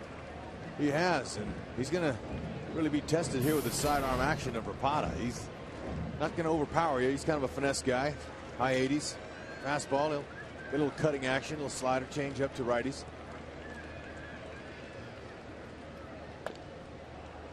Two balls and 1 strike. This is Moustakas' first at bat against Rapata. He pitched on Thursday, but he came in and faced Dyson and Gordon, and then he came out. .429 batting average against left-handers. Kevin Seitzer said that he's keeping his front side closed. Now he starts open, but he's able to keep it closed. Into right field and not deep. Billy Butler will play it off the bag as Dwayne Wise makes the catch. 2 down. Just not deep enough for Billy Butler. Eddie Rodriguez said, get halfway in case he drops it. Moose not happy. Now Joe Girardi, he says, all right, that's my situational lefty, and let's go get a righty.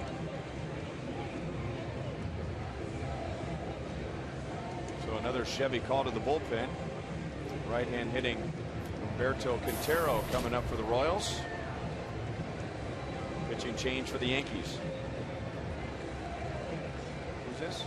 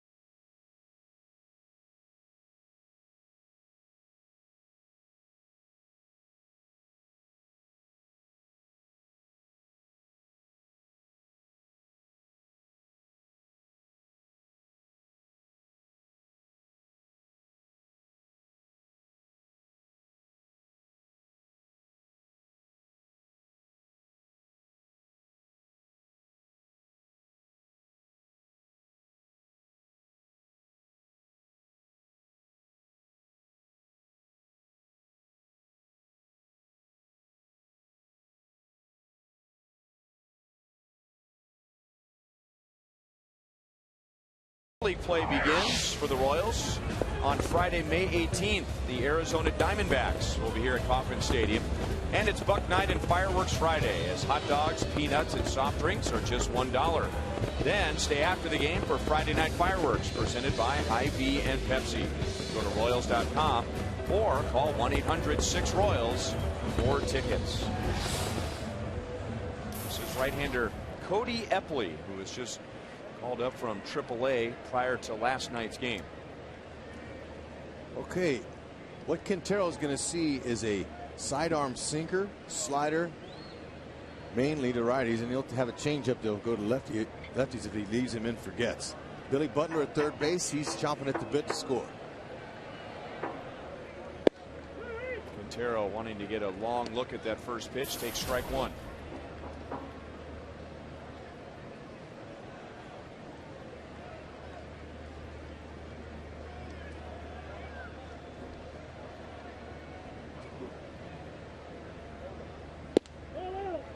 Outside, 1 ball, 1 strike. The Royals have seen Epley when he was pitching with the Texas Rangers, and he started this year in the Rangers organization, was placed on waivers a month ago today, and the Yankees claimed him, and now he makes his first appearance for New York.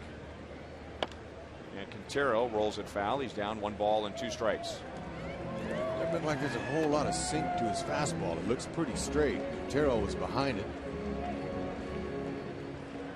Now you see that look that Billy Butler, especially with his pants bloused and the royal blue showing. I think Eric Hosmer needs to change up. Maybe Eric could show that look. Because you think it was that look that got Billy Butler going. It did. You know? It was. Like on that road trip, he got hot. He just changed it up, so he's staying with it. Hitters do that from time to time. Now, sometimes they don't want to let you think that they're struggling. They're going to try to change something different. They're going to hit their way through it, and most guys do. But some guys want to change the look. And then once you start hitting, you don't want to mess with the streak, so you leave it that way. That's right. Any little runs that you can get off of the Yankees is important. Francoeur runs, and Quintero chops it out to Robinson Cano. The Royals get 1 run. Billy Butler has driven in all 3. A 2-run double in the first inning. And here in the 5th, after Alex Gordon's single, Billy drove him home to make it 3-0.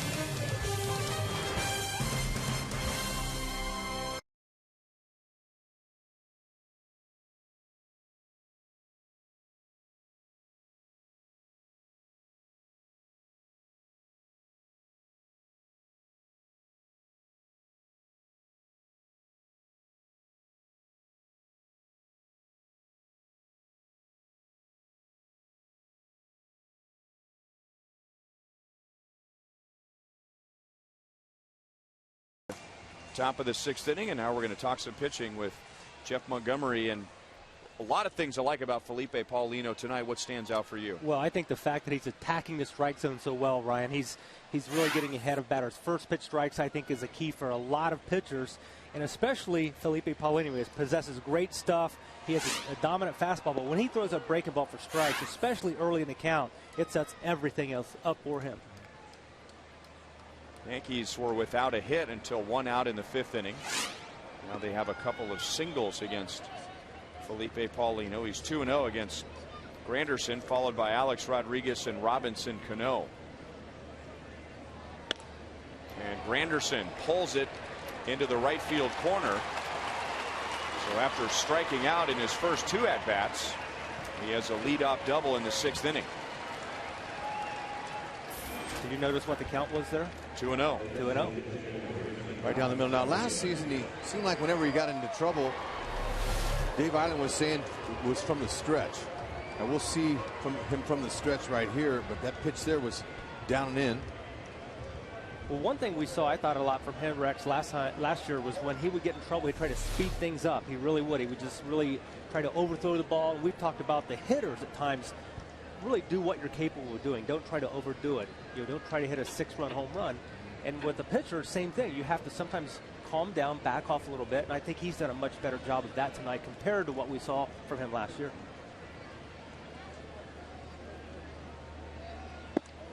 You know, he's always going to be labeled as the guy who has a great arm and has great stuff. And he's trying to make that transition from a thrower to pitcher. He's kind of right in the middle of the road of that. He's not still a thrower anymore. He can still, pitch and use all of his pitches. Well, and especially what I've seen from him tonight, he's pitched backwards at times. And by pitching backwards, we're talking in a fastball count. He'll throw that breaking ball and vice versa, and it makes each other's pitch much better.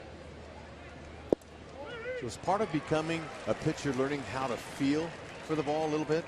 I think a field pitcher, he's not as much of a field pitcher, but when he's throwing his breaking ball, Rex, he has to have a good feeling for that pitch when he's out there. And I know I was a field pitcher. When you're a guy that has to throw all your pitches at any count, you have to have a good feel for the ball, as opposed to a power guy who's just able to dominate and throw the ball by guys. Okay, now, Dave Island said that he really, sometimes when he does get off of his game and leaves the fastball high, which we haven't seen that much, how he separates from his glove to his hand as he's balanced over the rubber, and he's doing well when he's staying on top of the ball, but once he gets out in front, he separates a little bit more in front. Maybe we can see a shot of him, and you can talk about the balance over the rubber, how important that is. You have to be on your backside. You have to have that backside over the rubber as long as you possibly can. That allows you to get the arm up on top and essentially throw downhill.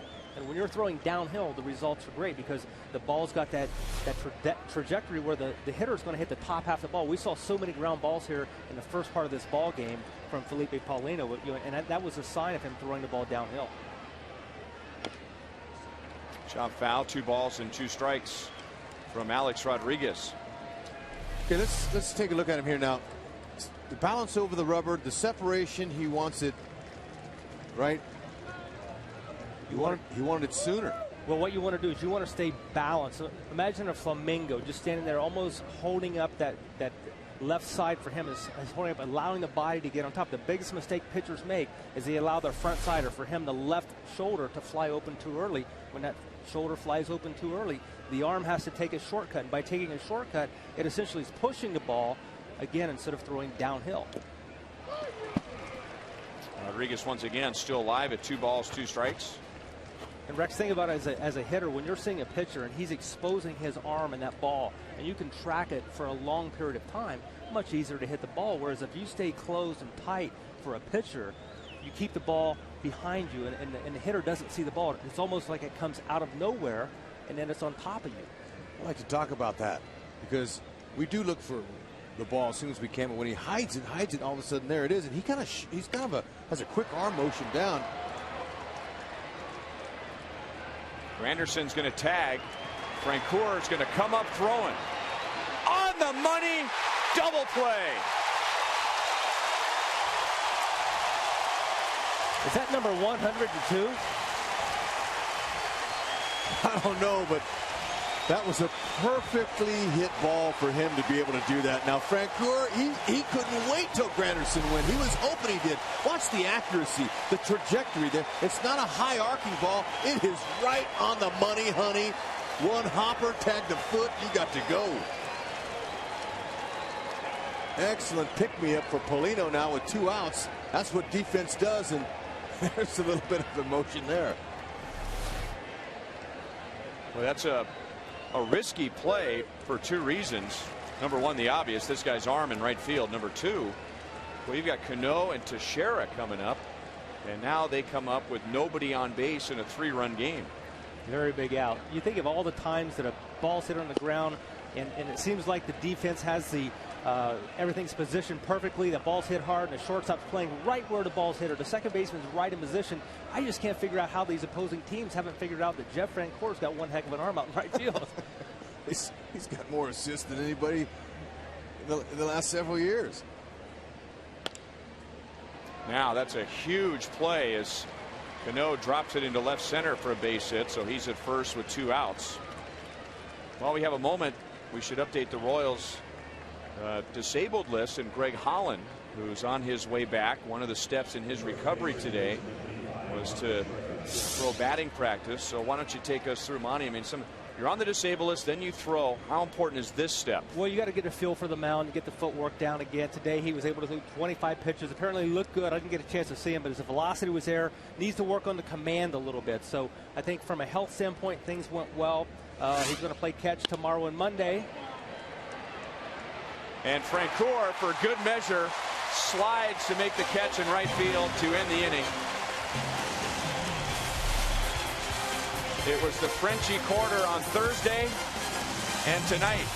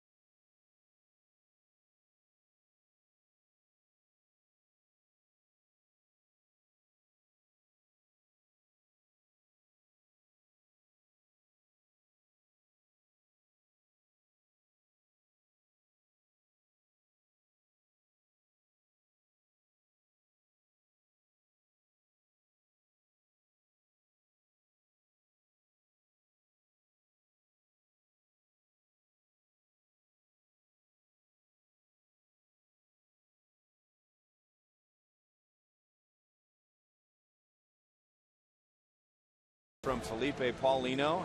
Good defense leading to our Sonic Slam inning. Our contestant is Jenny Hinkle from Lenexa, Kansas. And if the Royals hit a home run in this inning, Jenny wins $2,400. If the Royals hit a grand slam out of the park, Jenny wins $25,000 from Sonic and the Kansas City Royals. 6 scoreless innings for Felipe Paulino, and got a big lift from his defense, in particular Jeff Francoeur in the 6th. We've heard a lot of fans talking about how the starting rotation needs a little bit of help, and I kept hearing Paulino, and now I know why. Got to see him a little bit in spring training, but his forearm tightened up before he could get in much action.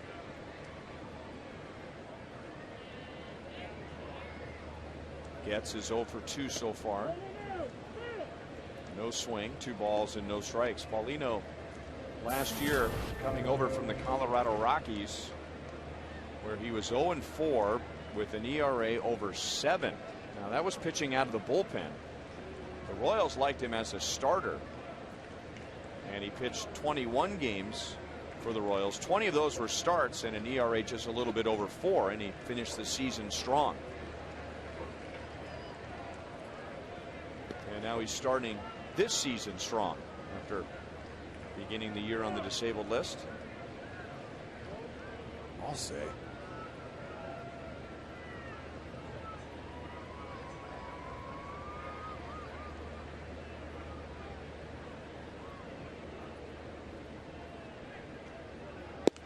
Four-pitch walk. So good speed at first base to begin the 6th inning.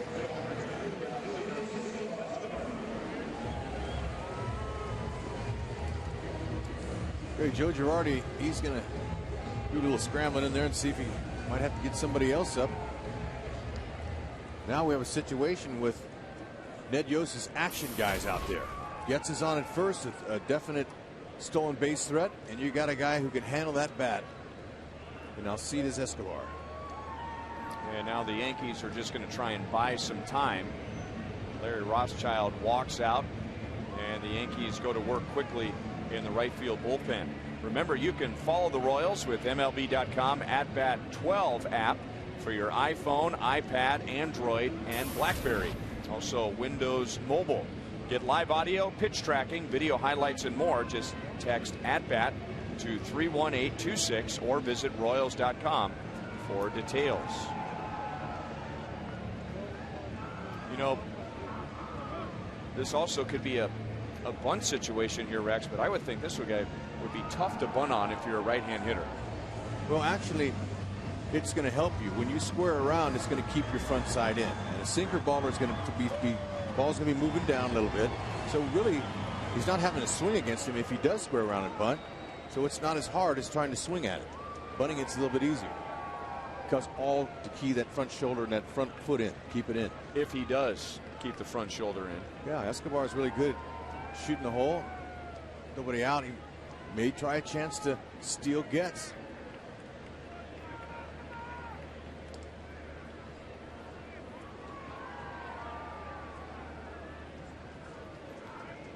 And Escobar, who's done a good job this year hitting the ball to the opposite field and hitting it hard to the right side. Grounded out sharply to Teixeira last time up. And the Yankees think something's up. They want to keep Getz close, and they want to see if they can get Escobar to tip his hand.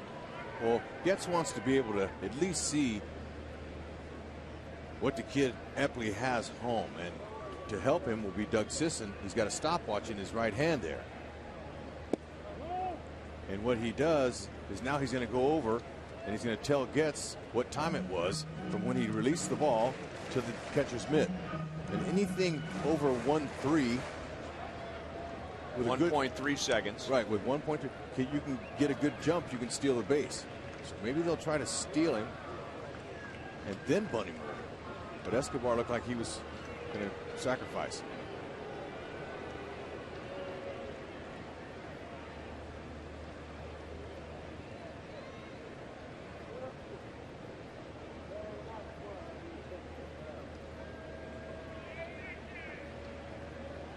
Not running. And and taking a strike. 1-1 on Escobar.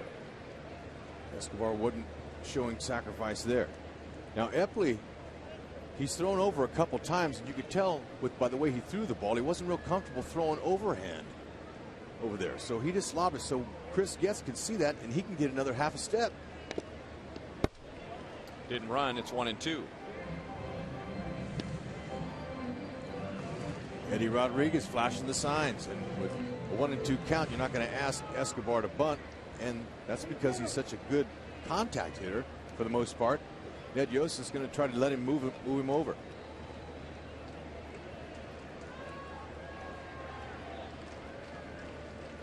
Russell Martin, he's got a great catch and throw and a release.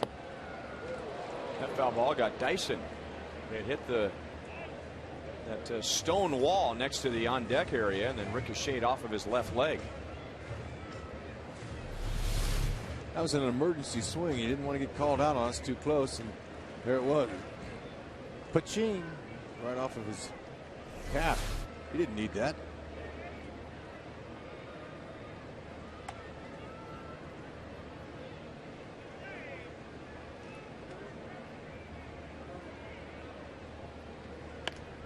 The other way and foul. So doing the right thing to try and hang in there against Epley.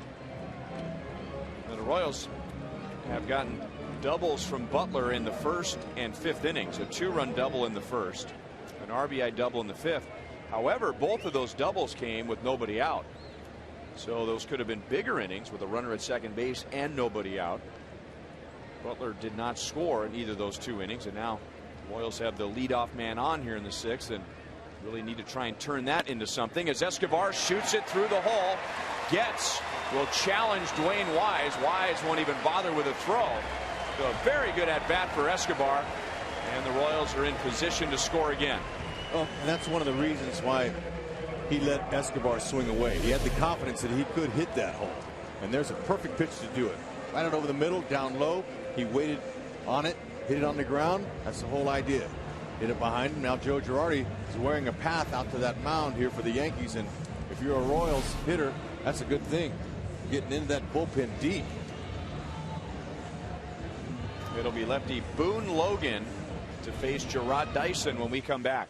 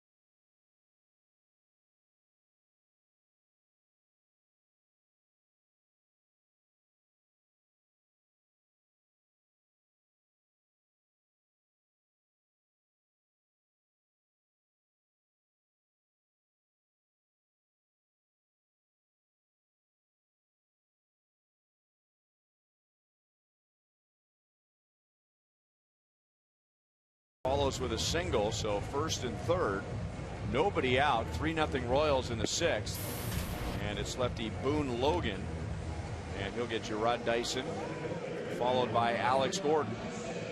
Now you were saying, Rex, that something the Royals could do against Logan with the runners and the hitter at the plate would be a safety squeeze. Yeah, you know, it's a possibility. I don't know if Ned will do it, but Dyson is a good bunter, and a safety squeeze is not a suicide squeeze where the runner just takes off in mid-pitch. he kind of comes down a little bit, and Dyson gives himself up and just kind of puts it where they're not. Now, Girardi's going to play his infielders in. So if the corners are in, it might take that away, but what that does, and now it opens up all of these lanes to hit the ball in. He's got all kinds of lanes, so and he's a contact hitter, likes to hit the ball on the ground. Maybe he can find a hole with the infielders in. Well, the Royals were thinking safety squeeze. By the way, I just saw something that opened up. I don't know if the Yankees messed up with coverage here, but if Escobar had run, Jeter came into the grass and Cano went to first. There was nobody at second base. What if Escobar takes off here? Okay, well, now he can read that. Escobar is heady enough. Ooh, man, he almost got caught there. Looked like he was going. Escobar got back just in time.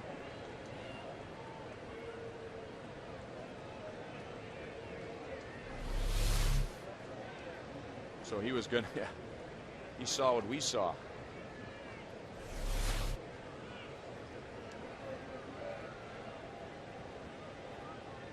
He's running, and the Yankees will just give him second base.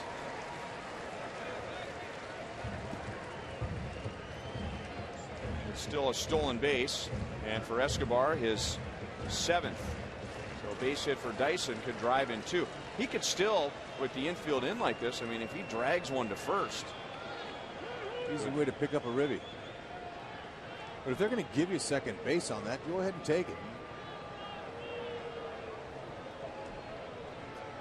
Is not typically a candidate to ground into a double play with his speed. He has grounded into one, but if he hits it hard right at somebody, the Yankees could turn 2. But right now they're more concerned with cutting down that potential 4th run at third base. Well, the biggest hole on the diamond is right up the middle by the pitcher. So if you kind of shorten up your swing, don't try to do too much.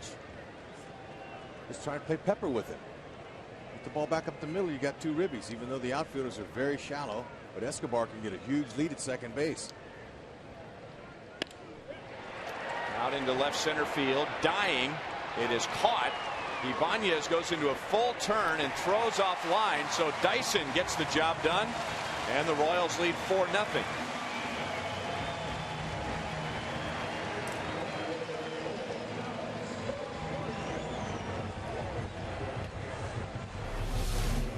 Dyson had the right idea. He just didn't quite stay on top for a base hit, but taking advantage of Ibanez and throwing hard is not his strength, but also he was moving towards the left, so it's hard for him to get his body in the angle to make a good throw home. Gets his good speed. Eddie Rodriguez says, go ahead and go.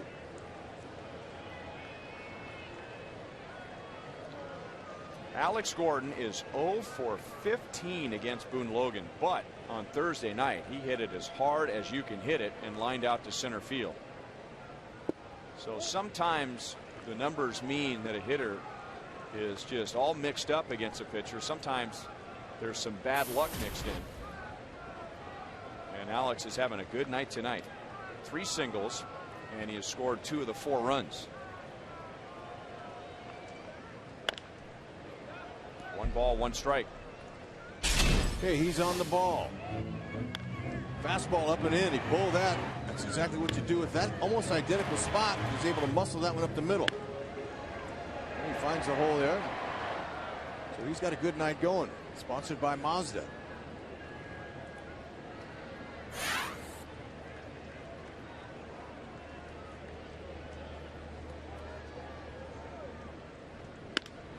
And into center field again. Granderson was shallow, and he'll pay the price for that.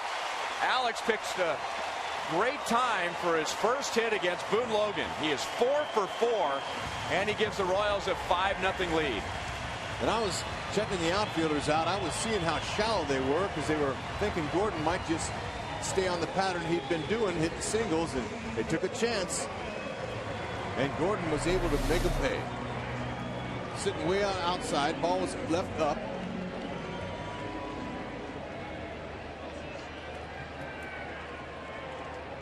Okay, you can see him up here. He's very shallow, looking for a little base hit up the middle. But He got up underneath it. There was no chance for him to catch that one, and Escobar scores easily. Now they're going to put Billy Butler on here with first base open. Face the left-handed batter, Eric Hosmer.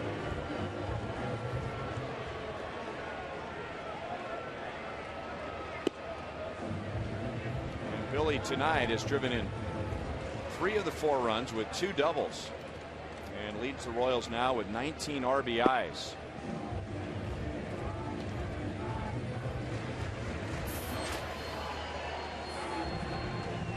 Last time Alex Gordon had a 4-hit game was last August, so the 8th time in his career he's had 4 in one game, 3 singles and a double. And now the Yankees are going to have another chat on the mound before pitching to Eric Hosmer.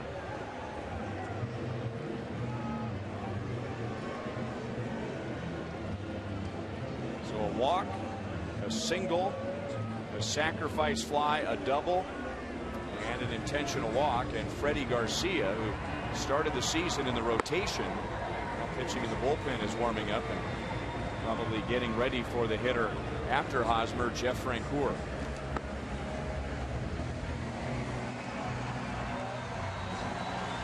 It's been quite a while since a Royal starter has benefited from this kind of run production, and wouldn't it be fitting for Felipe Paulino to, his first start, to be the recipient of these excellent timely hits and runs?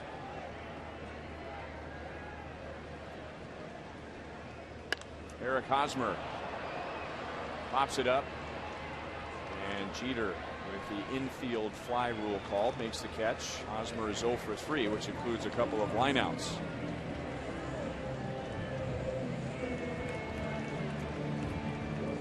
And now we'll see if Joe Girardi will make another move and bring on Freddie Garcia to face Francoeur. He is standing on the top step of the Yankee dugout, and he's going to leave Boone Logan in. Francoeur has walked, flied out, and he is singled. He also had a great inning in the top of the 6th for Felipe Paulino. He threw out a runner at third, Curtis Granderson, after an Alex Rodriguez fly ball, and then made a sliding catch on Mark Teixeira.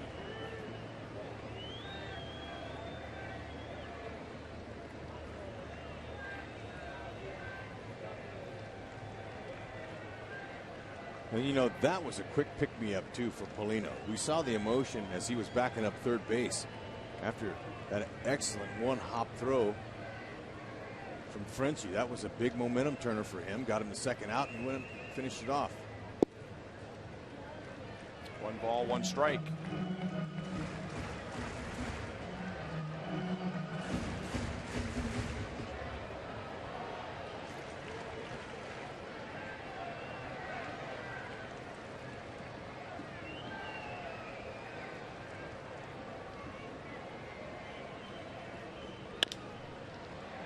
Chop to Cano. He'll flip over to Teixeira to end the inning. A 2-run 6th inning. Dyson gets a sac fly, and Alex Gordon, who's 4 for 4, has an RBI double. The Royals have a 5-0 lead over the Yankees.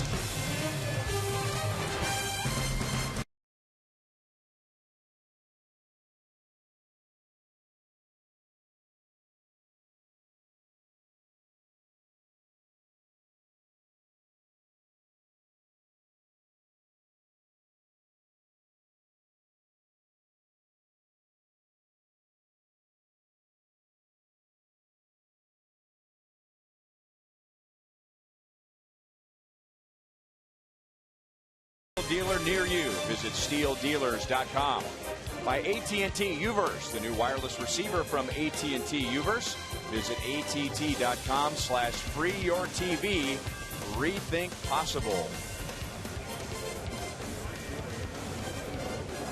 5-0 Royals, and Felipe Paulino is done after 6 scoreless innings. In our Time Warner speed pitch comparison, we'll just focus in on him. He ran it up there at 98 miles an hour. Get downloads up to 50 megabits per second with Time Warner Cable Ultimate Internet. So it's in the hands of the bullpen now, and Jose Mijares comes on in the 7th with Ibanez, Martin, and Wise as the scheduled hitters. Maharis has been very effective out of the pen. Good hard fastball, slider. Curve balls too. Take a little bit of speed off of it.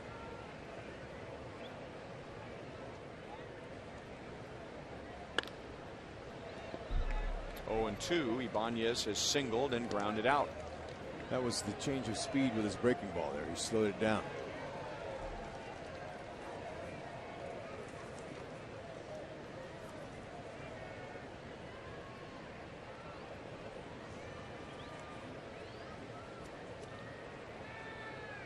Quintero wanting this pitch down and away, and that's where it was, but not tempting Ibanez. 1 ball, 2 strikes.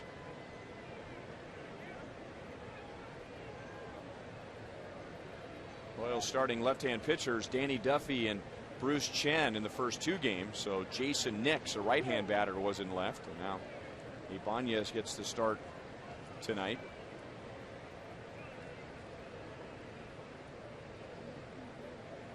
Quintero making sure that Ibanez isn't peeking at the signs. Just missing 2 and 2.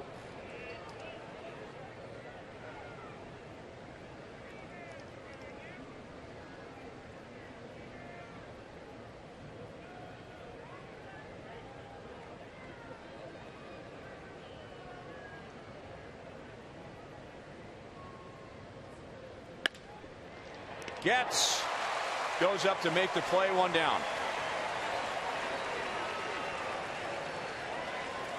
You like those if you're a pitcher, but if you're a defender, you like them too. They're like, it's right at you. You see it, you just got to time that jump, especially on the line. Now, Ibanez is not happy, but he did hit the ball right on the screws.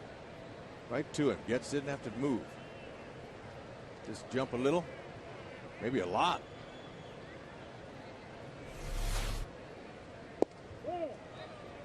Ball 1 to Russell Martin, who is 1 out of 2 for the Yankees tonight.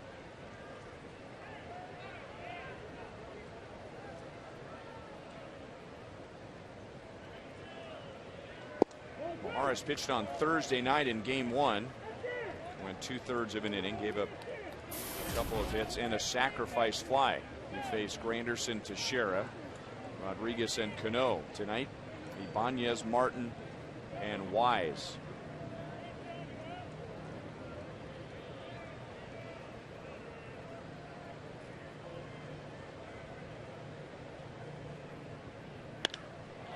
Blasted to left field. So the Yankees are on the scoreboard as Russell Martin hits it to the Hall of Fame.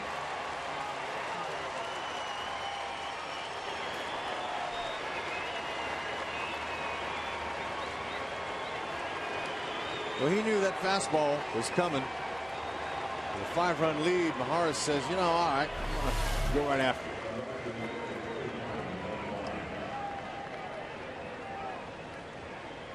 Good short compact swing. Martin knew it, put his head down and started running.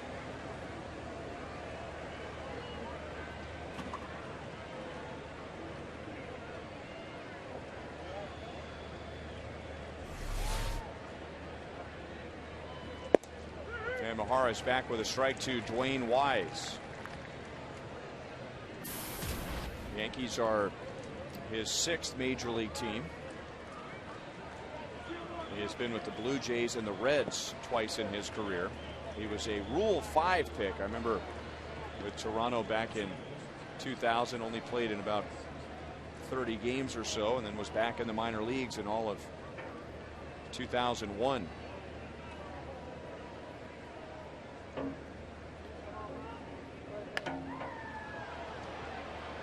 One ball, 2 strikes. 426 feet for that Martin home run. At least. His 3rd of the year.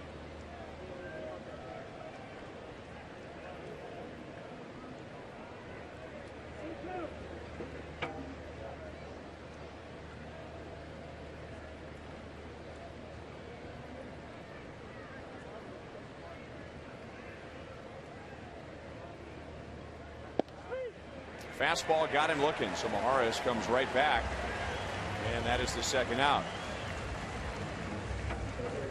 Jeff Francoeur made a great throw back in the top of the 6th inning. It's our AT&T UVerse reverse replay. Now, Frenchie saw this. Now, that's a pretty deep ball right there. But I'll tell you, not for him. Frenchie, he's thrown out more guys than a Bourbon Street bouncer. Which is appropriate with the Frenchie quarter.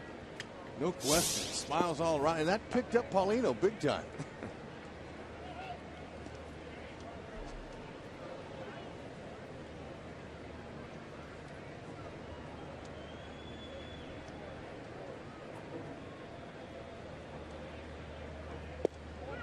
At least more guys than a Bourbon Street bouncer since 2005. Francoeur's first year in the big leagues. No question. You know, you'd think, like Jeff Montgomery was saying when he was up here, you'd think that they just wouldn't challenge him anymore. In our Sprint You Call It question, we showed you some of the plays of the week, and one of them was Francoeur throwing out Johnny Peralta. And why Johnny Peralta continues to run on Jeff Francoeur, I have no idea. Francoeur has thrown him out 3 times in the last 2 years, including maybe the best throw I've seen in the big leagues when he threw out Peralta here at Kauffman Stadium last year.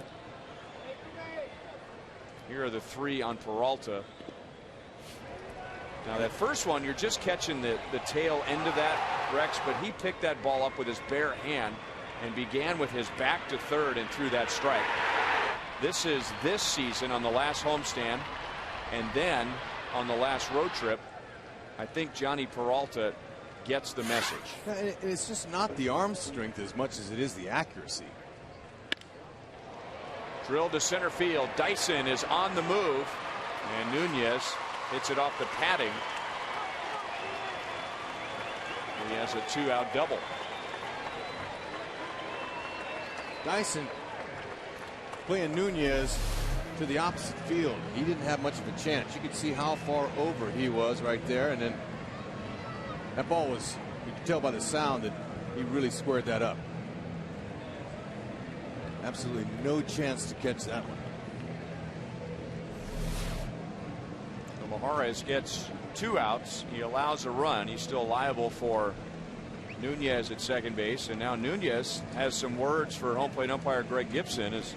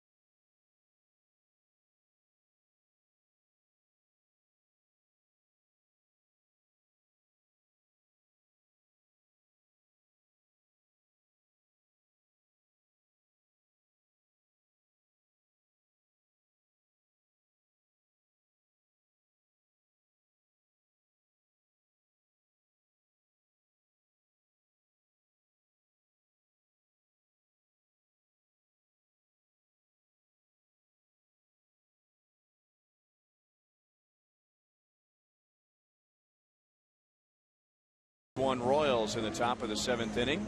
Tonight's copyrighted telecast is presented by authority of the Kansas City Royals Baseball Corporation and may not be reproduced or retransmitted in any form. And the accounts and descriptions of this game may not be disseminated without the express written consent of the Kansas City Royals. Ryan Lefevre with Rex Hudler, Joel Goldberg, director Steve Kurtenbach, producer Joe Lavero. Our associate producers Al Broughton, Sam Abramson, and while we have a moment, we want to send our best wishes to Mike Carruthers, our normal stage manager, who is not feeling right, so he's taken a couple of games off. So, Doc, we're thinking about you. And we also need to remind everyone of the birthdays today. Joel Goldberg, Sam Abramson, born on the exact same day today, and 40 years old. Happy birthday.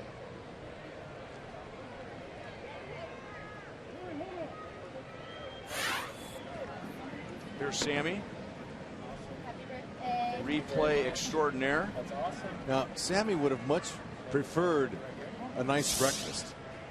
I think Sammy would have been okay if just a girl showed up and said hello to him. I mean, he didn't need the cheesecake. He's a breakfast guy. Yeah. He would, you know, you brought him a plate of breakfast, he'd eat it in a heartbeat. Yeah. He does great work. You see him in there, you know, all got his headphones on, all those computers and everything. It's an interesting thing out there in the truck, but those are our teammates, and we couldn't do it without them. Was that a 4-flavor cheesecake? It's pretty colorful. Herrera's got him down 0-2. Really jammed Jeter, and Moustakas guns it to Hosmer to end the inning. Yankees get on the board. Stretch time at Kauffman Stadium. Royals lead by 4 with Moustakas, Quintero, and Getz coming up.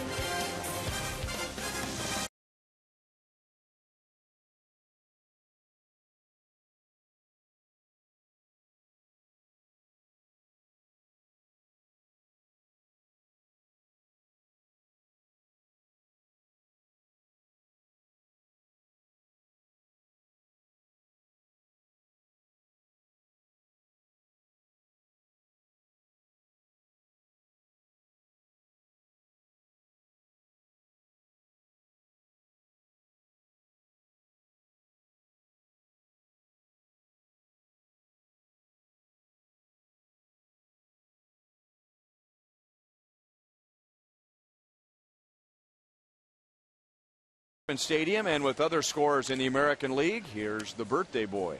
Thank you, Ryan. Panera takes us around the league. Baltimore has gotten some great performances from Jason Hamill this year. Detroit won walk-off fashion yesterday. Today, Paul Konerko and Adam Dunn going deep in the ninth for Chicago. Texas and Cleveland all tied up in the ninth. That's been a good series. Cleveland playing great baseball.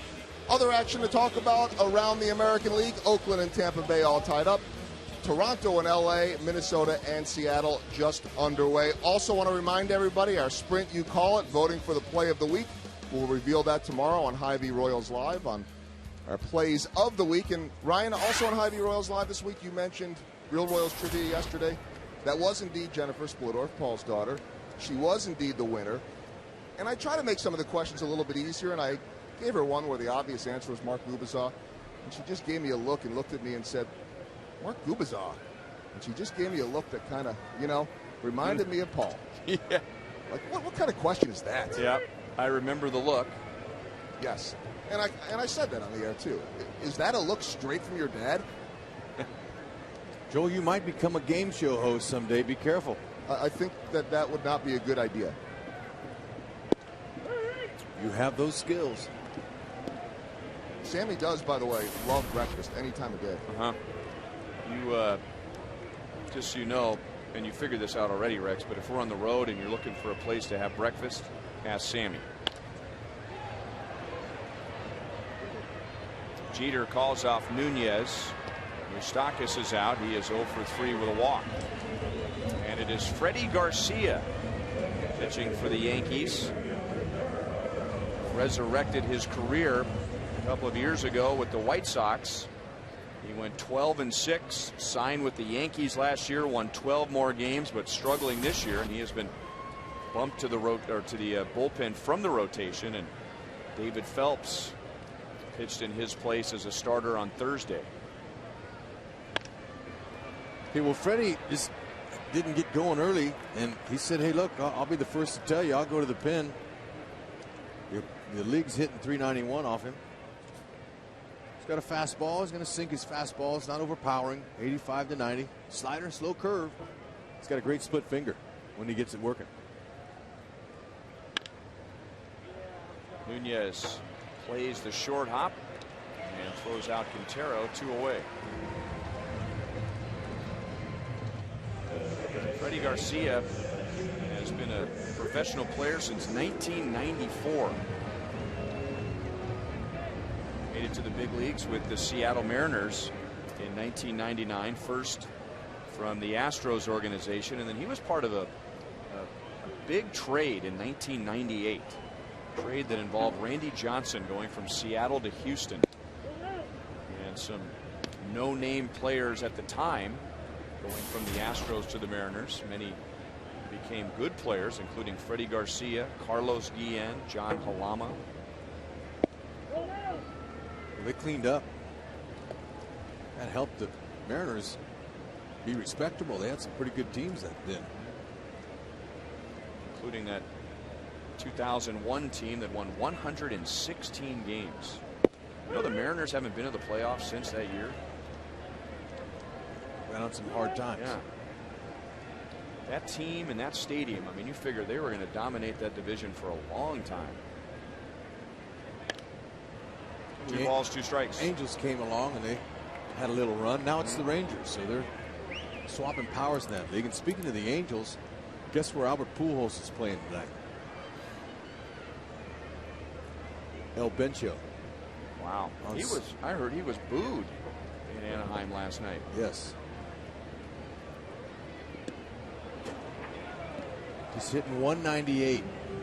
No homers and 5 RBIs.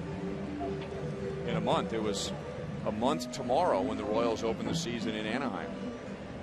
Yikes. Yeah. I think the fans have grown tired and impatient and waiting for their multi-millionaire to get going. Happens in this game. It's not that easy. Changing leagues, changing teams.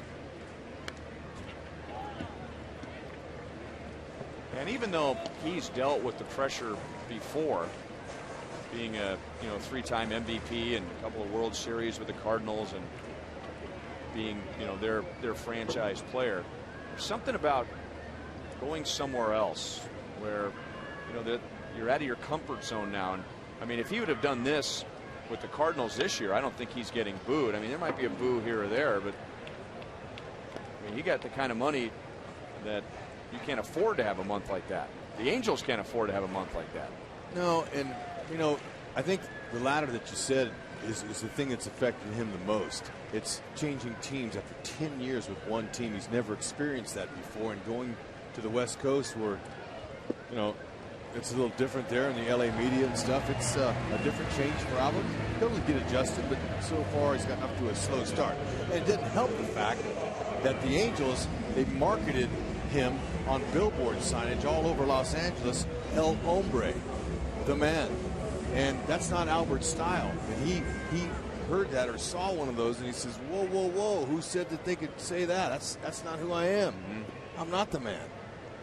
So there's a lot of reasons for their slow start.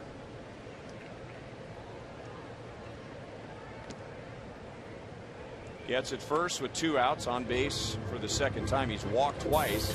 He walked last inning, leading off the inning.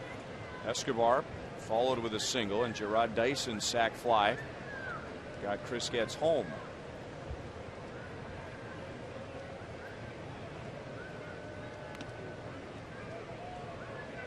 Escobar wouldn't be a bad guy to lead off the next inning, so Royals might run Chris Getz. If he's safe, a single gets him home. If he's out, you have Escobar leading off the 8th.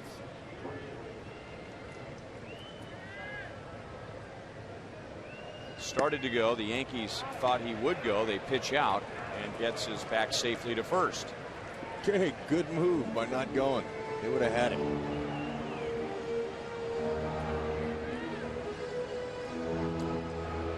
Those pitch outs and throwovers are all called by the manager. Or in Girardi's case, Tony Pena, who's his bench coach.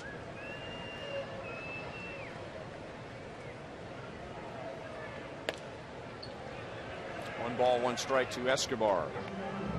And they watch the runner and they know he can run already, but they look for little signs of like a track star in the starting blocks, and he's anticipating the gun. And so sometimes he'll jitter, false start, or little things like that, and then they'll get a sign and they'll say, okay, let's pitch out or let's pitch over. He looks runnerish. Now he is running.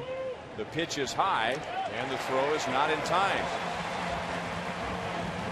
5th stolen base for Chris Getz, and the Royals' 2nd stolen base tonight. 2nd stolen base in the last 2 innings.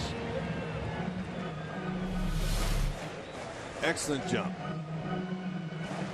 Going all the way, not peeking back to the hitter, focusing on getting to that base.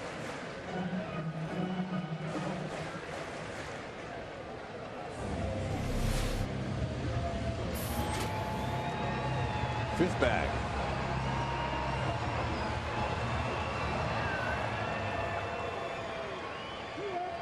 Two outs, taking his lead. He doesn't have to look around at the outfielders because he's going to run on anything.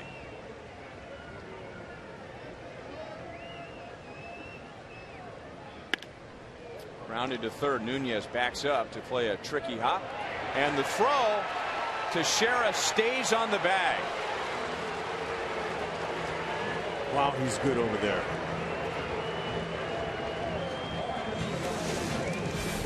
Most first basemen are not going to be able to keep their foot on the base. Good call.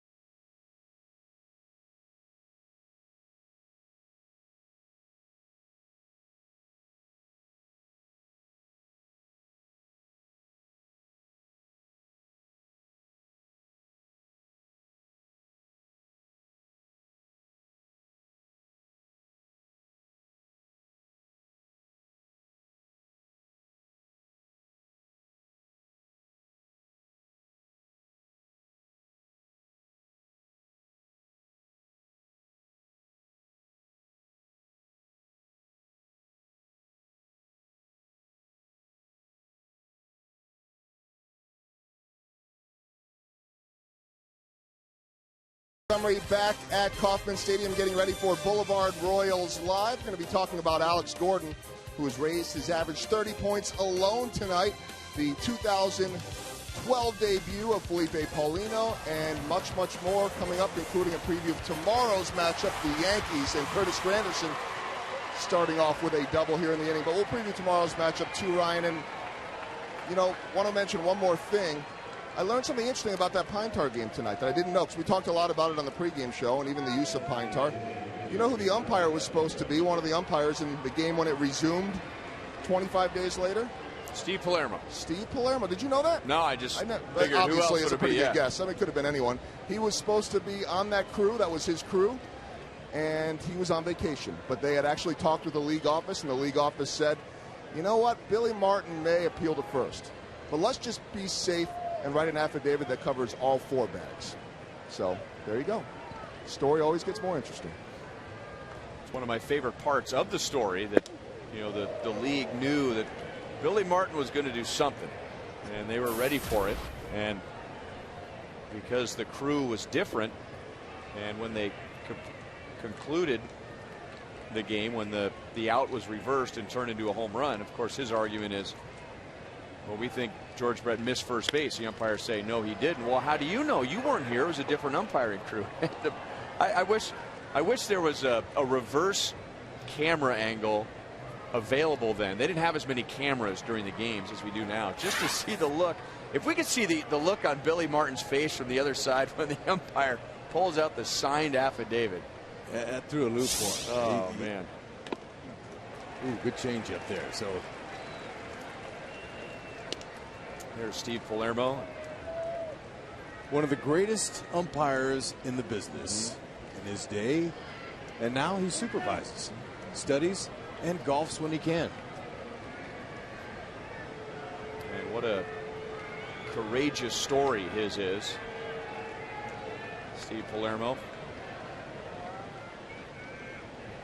Back in 1991, he was in Texas and having dinner with some other umpires, and somebody came screaming into a restaurant that one of the waitresses was being mugged.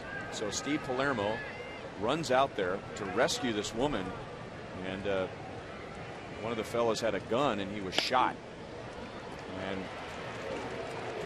paralyzed. Thought that he might not walk again, but he worked hard to walk.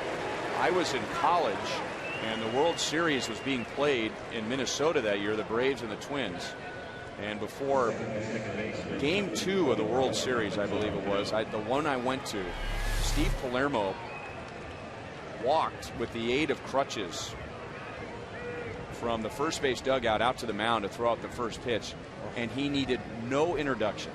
If there was an introduction, nobody heard it because 50,000 people stood up and were screaming for him. And of course, in the Metrodome, there was no place for the sound to go. And he just walked out there with determination and stood out there like a brick wall and threw the pitch, got off the field, and they started the World Series. And I mean, there was. He's one of my heroes. Wasn't a dry eye in the house. No. It's hard to keep your eyes dry just retelling that story. No question.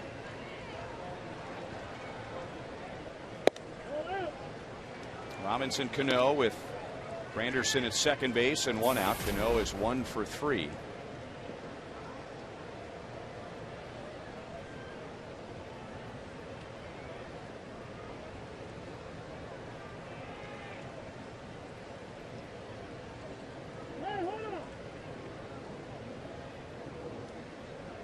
Quintero's going to go out and have a word with Kelvin Herrera. Final game is tomorrow at 1:10. Luke Hochevar will start for the Royals and Phil Hughes for the Yankees. Royals, they can hang on tonight. We're trying to take 3 out of 4 from New York before the Boston Red Sox come to town, and you'll have two pitchers with good arms trying to do something with their ERAs tomorrow.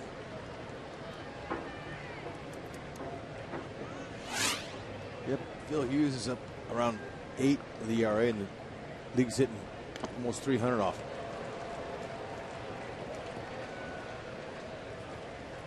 But Herrera's going to try to not make this thing interesting here. Keep boring in that hard fastball, mix in some changeups. And an occasional curve. If you weren't with us earlier, Felipe Paulino in his return to the Royals pitched 6 scoreless innings, giving up only 4 hits and striking out 6. Ooh, good heat, man. Wow. I don't know if it's 101, but it was heat. Yeah. And Cano had his A rip, but not a chance.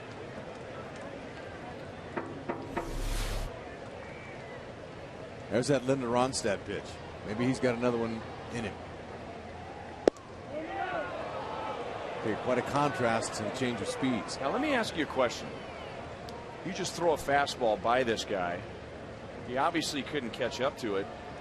Why then would you come back with a changeup? It's a question you'll have to ask Quintero. He's calling the games for the rookie.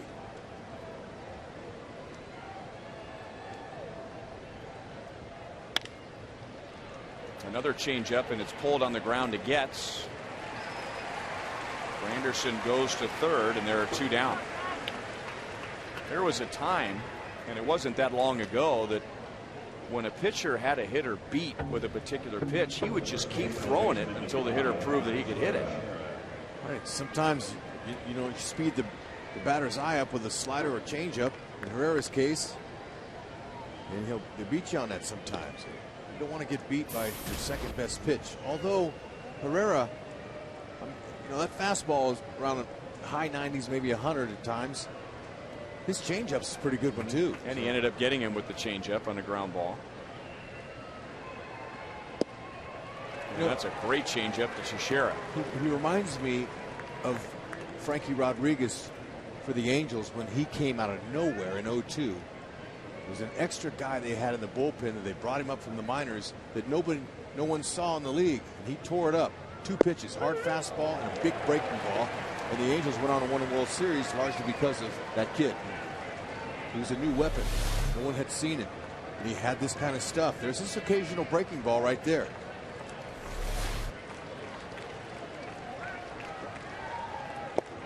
Got him to chase a changeup in the dirt. So a leadoff double, but Granderson fails to score.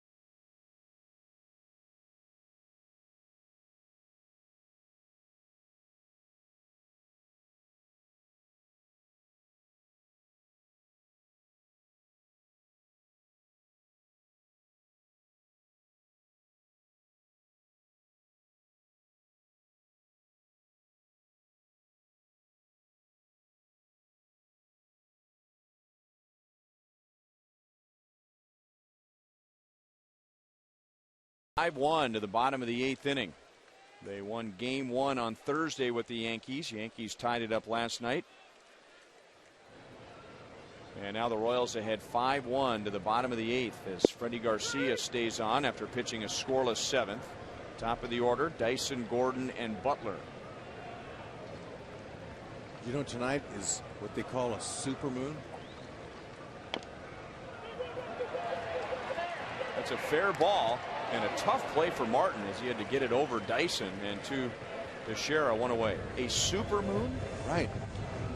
I was reading that on tonight, Cinco de Mayo, May 5th, it's the closest to the Earth. And that was a heck of a play by Teixeira just to keep his balance and get off of that base. But Dyson, a good bunter, gets a little swinging bunt there.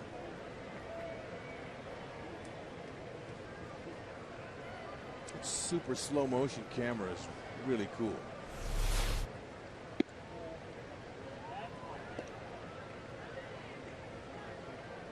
Alex Gordon is 4 for 4, tying his career high with 4 hits. It's the 8th time he's done it in his career. So a chance to establish a new career high against Freddie Garcia. Alex has singled 3 times and doubled. And he has added exactly 30 points to his average tonight, up to 267. Why not put an exclamation point on your night and go deep for your 5th knock? Well, he happens to have 1 hit in 9 at-bats against Freddie Garcia, and that hit was a home run. Got to pitch up, fouled it away.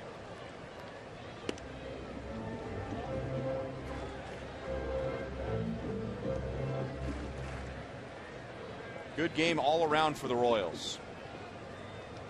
Good night at the plate. Excellent night on the mound. Paulino, Maharis, Herrera.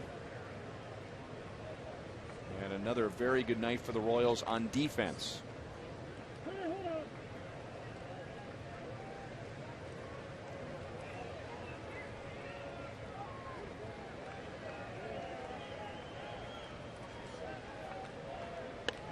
Look out.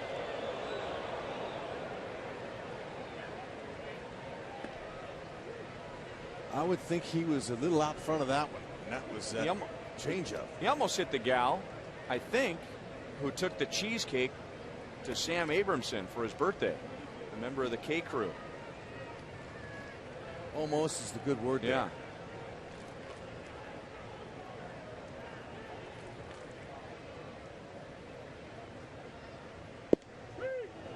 And Alex is down on strikes. No argument with home plate umpire Greg Gibson. 2 down. So Billy Butler comes up, and as promised earlier, it's Miller time, brought to you by Miller Lite. Okay, Billy Butler.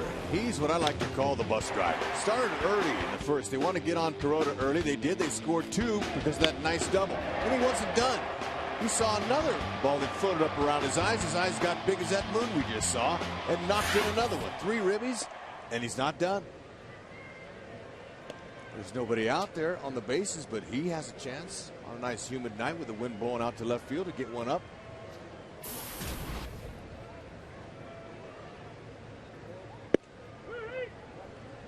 One and one against Garcia.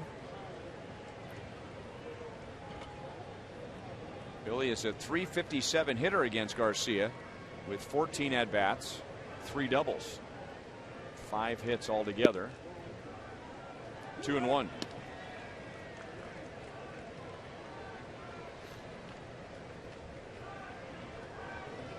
Yankees in the top of the 9th have Ibanez, Martin, and Wise coming up. Center field, didn't quite get it. Granderson brings it down. So we go to the 9th. Tim Collins coming on. Royals lead by 4.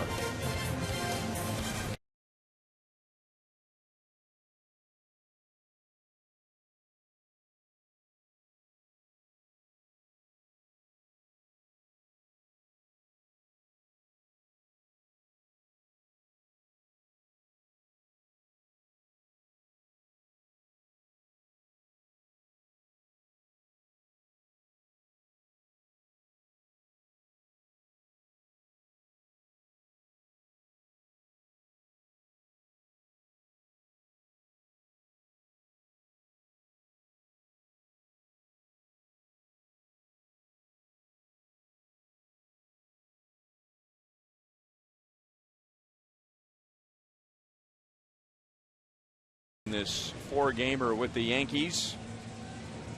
And on the mound tonight, Felipe Paulino, Jose Mojarras, Kelvin Herrera, and now Tim Collins for the 9th. Paulino with an outstanding performance coming back from the disabled list, striking out 6 in 6 scoreless innings. The Yankees got a run against Jose Mojarras, and then Kelvin Herrera was impressive in an inning and a third. Worked around a leadoff double in the 8th, and now Collins with Ibanez, Martin, and Wise scheduled to hit. Like that opponent's batting average at 200. Got it down there low. He's really sneaky. He's been, when he spots his fastball in the mid-90s on the corners, he's tough to hit. He has that big curveball I'm sure Ibanez will see. And another number that really stands out for Collins is the 3 walks in 14 2/3 innings. And you know, I was just thinking that one of the keys for the Royals in this series and every series against the Yankees is to limit the walks. The Yankees have always been a good on base percentage team. They will draw a lot of walks. In fact, the Royals coming into this series had the most walks in the American League, but in the series they've only walked 6, and this is game 3, and no walks have turned into runs.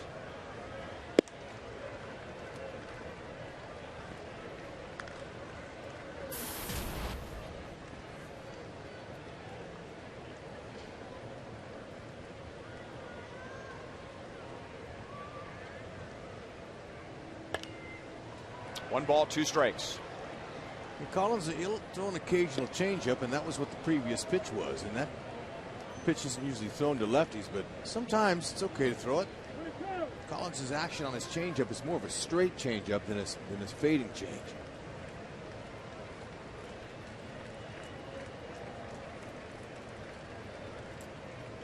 See if it was that big breaker. There it was. Didn't quite get it where he wanted it. Ed Yost, 2 spring trainings ago, Rex, really emphasized the importance of Tim Collins throwing his change. He's gotten through the minor leagues by throwing hard, and with his size, there's a lot of deception in that hard curveball, but Ed making sure that Collins is a 3-pitch pitcher rather than mostly a 2-pitch pitcher in the minor leagues.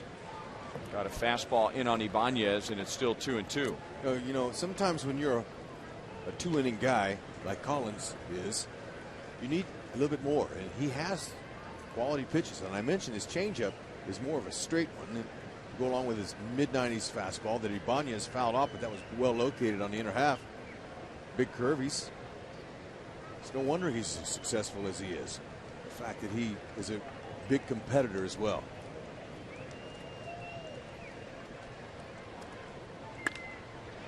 Ibanez goes the other way.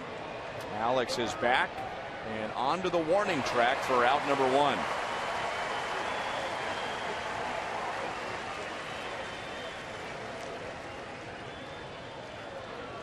Ball just kept carrying and carrying, and when it went up, I thought it was going to be a fairly deep left field fly ball, but not all the way to the wall. Got it up there in that Kaufman breeze tonight. The only run for the Yankees tonight came on a home run from Russell Martin in the 7th inning. An impressive home run to left field, but that's it.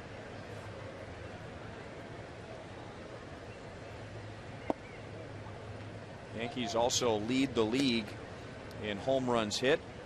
They've hit 3 in this series. The Royals have allowed the fewest home runs in the American League. And Martin trying to hit another one, and there's a good changeup from Collins. So Martin was convinced that he had a fastball, and he swung right through it.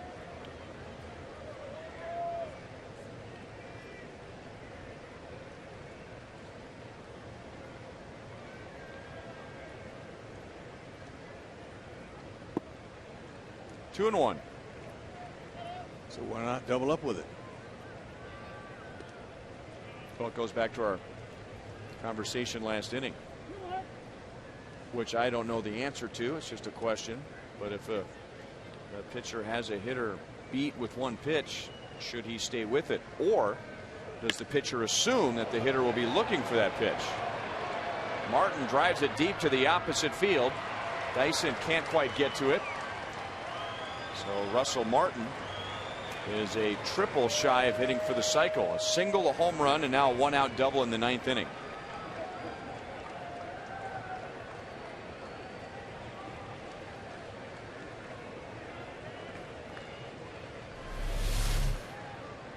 Okay, he's able to get on board that fastball there. Good short, quick swing. He's compact tonight. You're hitting that home run. Let that ball travel a little bit deeper and hit it where it was pitched. Dyson charging hard in center, but it was well placed. Andrew Jones will bat for Dwayne Wise. Joe Girardi sends a right-hand bat up there.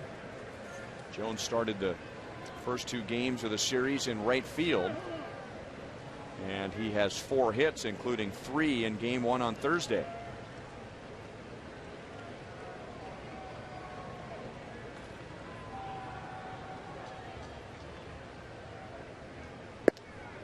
Fastball is a little high.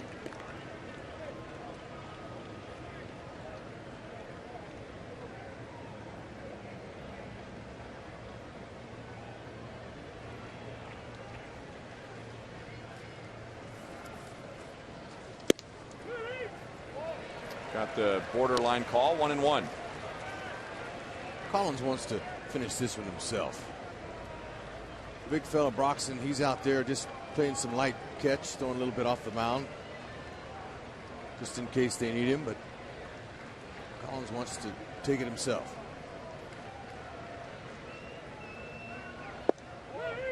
If another runner reaches, it becomes a save situation.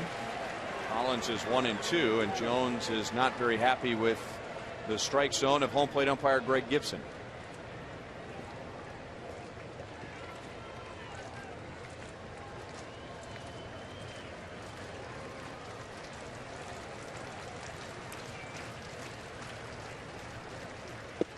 Curveball in for a strike. And Jones is just going to walk away. Shaking his head, but Collins coming up with a curveball that just had him all mixed up. 3 outstanding pitches. And look at how high it started. It started out high around his neck, and then it comes back around the belt.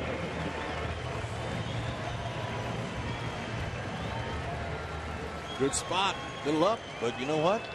He's got to go. You know, I have a theory on that pitch, Rex. I think that should always be called a strike, even if it's a little high, because if Jones hits that ball out, you say that he hit a curveball that was up, and the hitter can't have it both ways. No, I agree with you. That's a good hitting pitch, and it should be called a strike, and it was. Getz was playing up the middle. He will throw out Nunez, and the Royals take game 3.